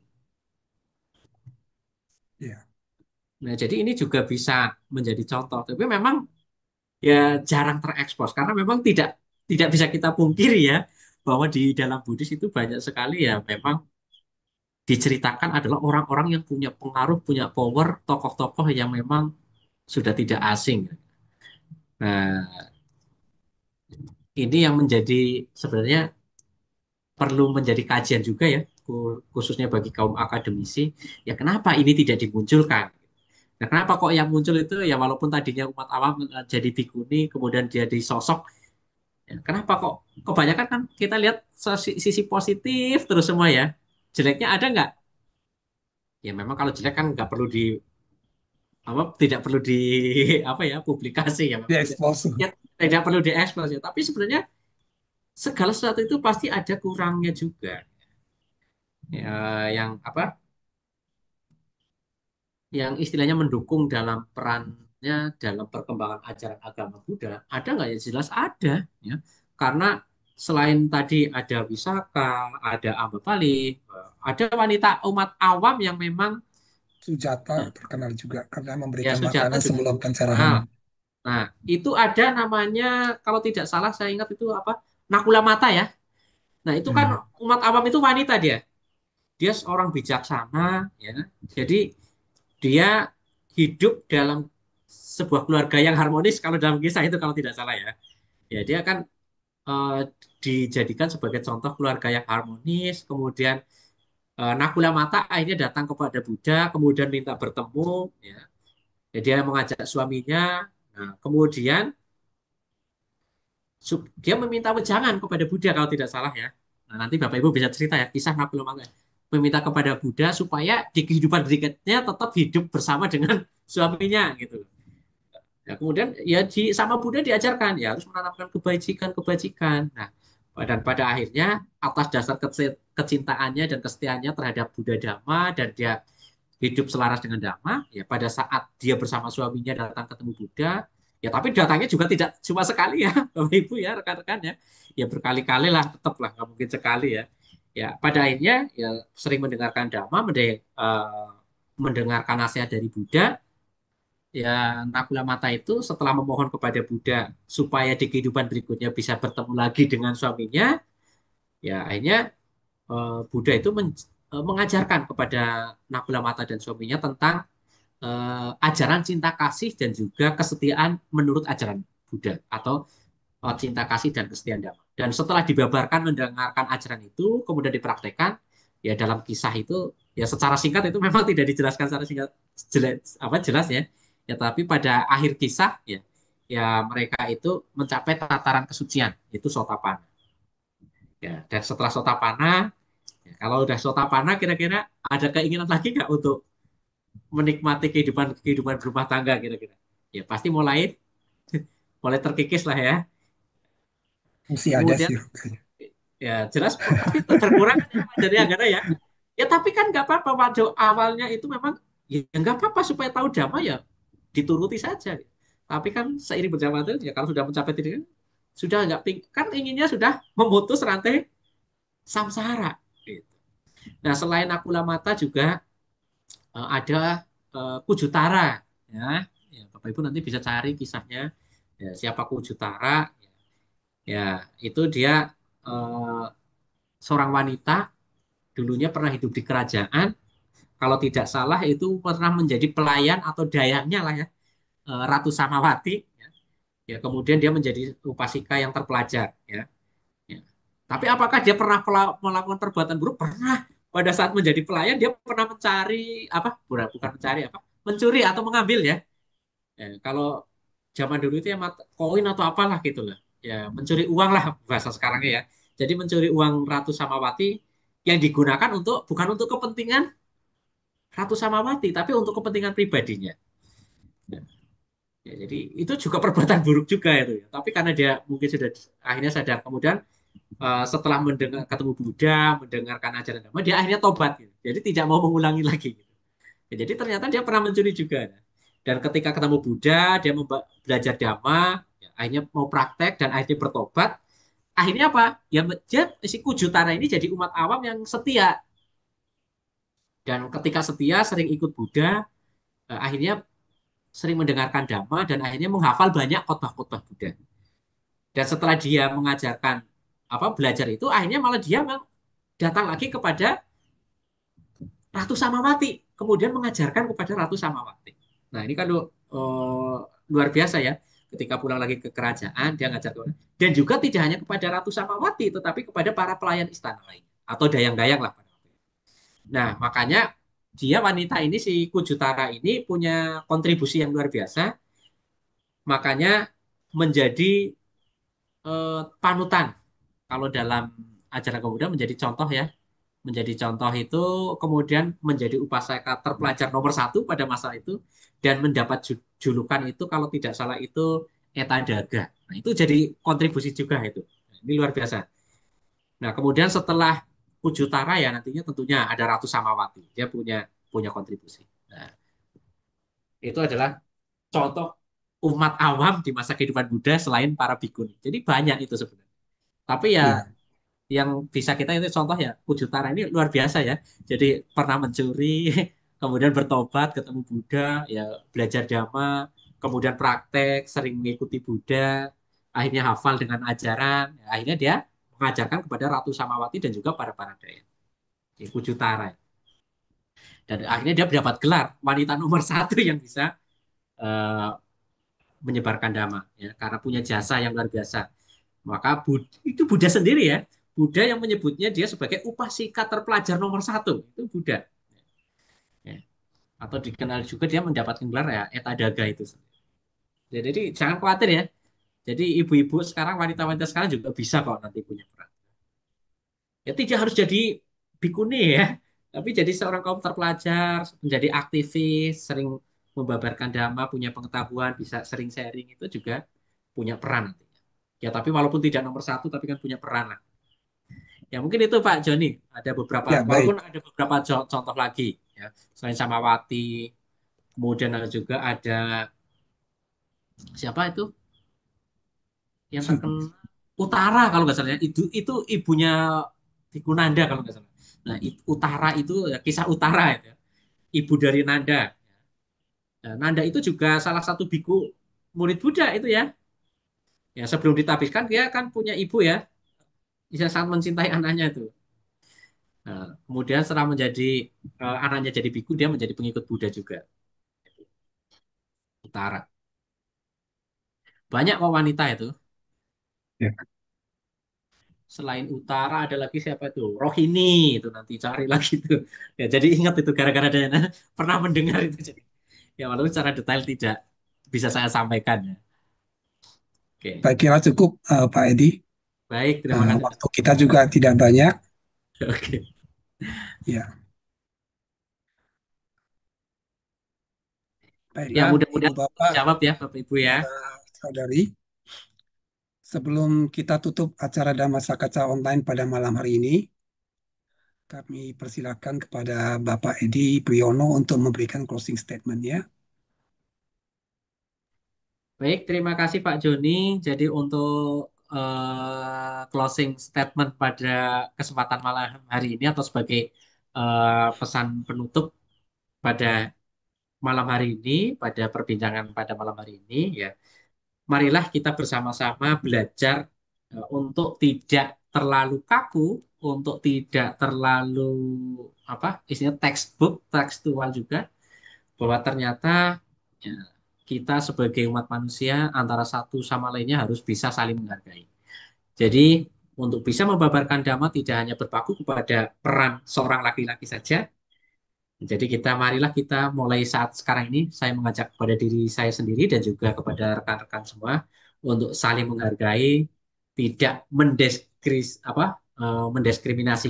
atau menganggap sepele terhadap orang lain, ya baik itu sesama laki-laki ataupun perempuan. Karena pada hakikatnya laki-laki dan perempuan punya hak yang sama untuk bisa mencapai tataran tingkatan kesucian, bahkan bisa mencapai kearahatan. Itu saja. Yang penting mari kita belajar, selain belajar kemudian kita berlahan untuk praktek. Dan praktek kita latih, semoga kita semua senantiasa dalam. Itu saja. Jika ada tutur Ya, kata atau kalimat yang kurang berkenan, mohon maaf. Selamat malam, sekian untuk Namo Buddhaya. Terima kasih, Pak terima Joni. kasih dan anumodana yang sebesar-besarnya yang kami sampaikan kepada Bapak Edi Priyono atas pemaparan Dhamma pada malam hari ini. Selanjutnya, marilah kita tutup acara pada malam hari ini dengan membacakan nama Karapata. Maaf, eh, kita persembahan jasa kebajikan dulu.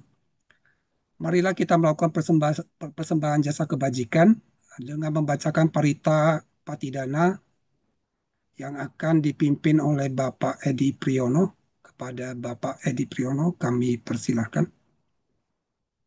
Baik, Bapak Ibu, rekan-rekan sekalian, untuk melengkapi kebajikan kita pada malam hari ini, marilah kita sama-sama menyalurkan jasa pelimpahan ya, atau pelimpahan jasa dengan membacakan Parita Patidana.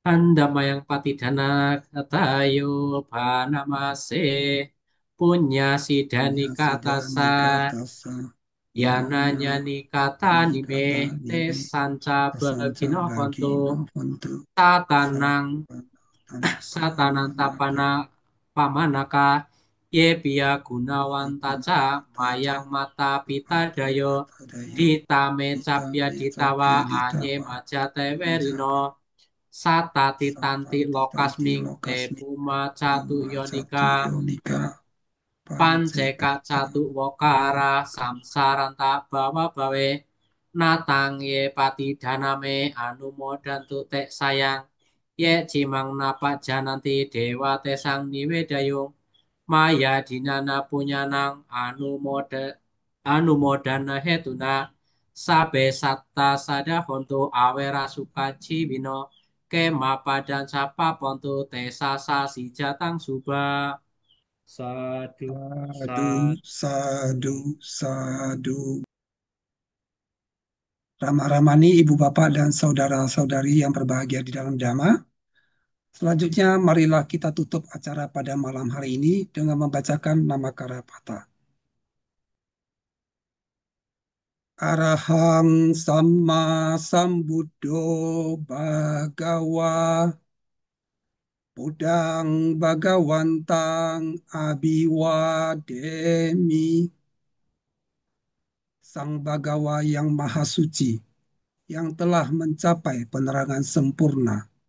Aku bersujud di hadapan Sang Buddha, Sang Bhagawa.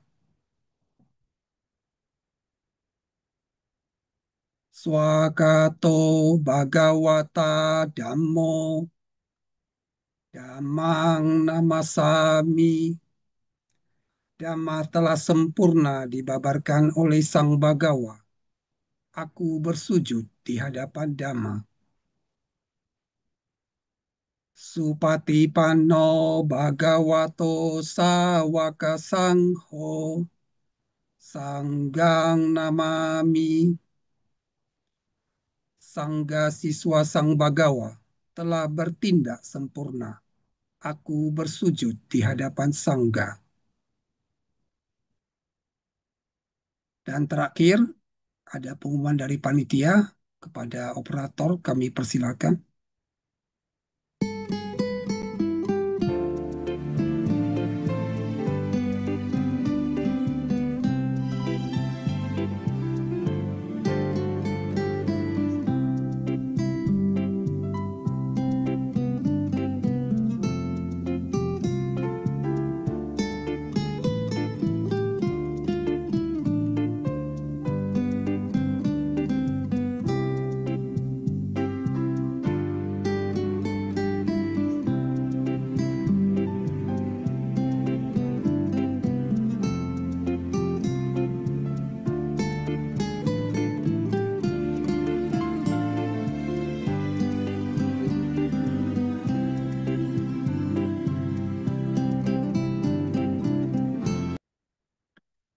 Demikianlah Ibu Bapak, Saudara-saudari yang berbahagia di dalam Dhamma, rangkaian acara Dhamma Sakata online pada malam hari ini.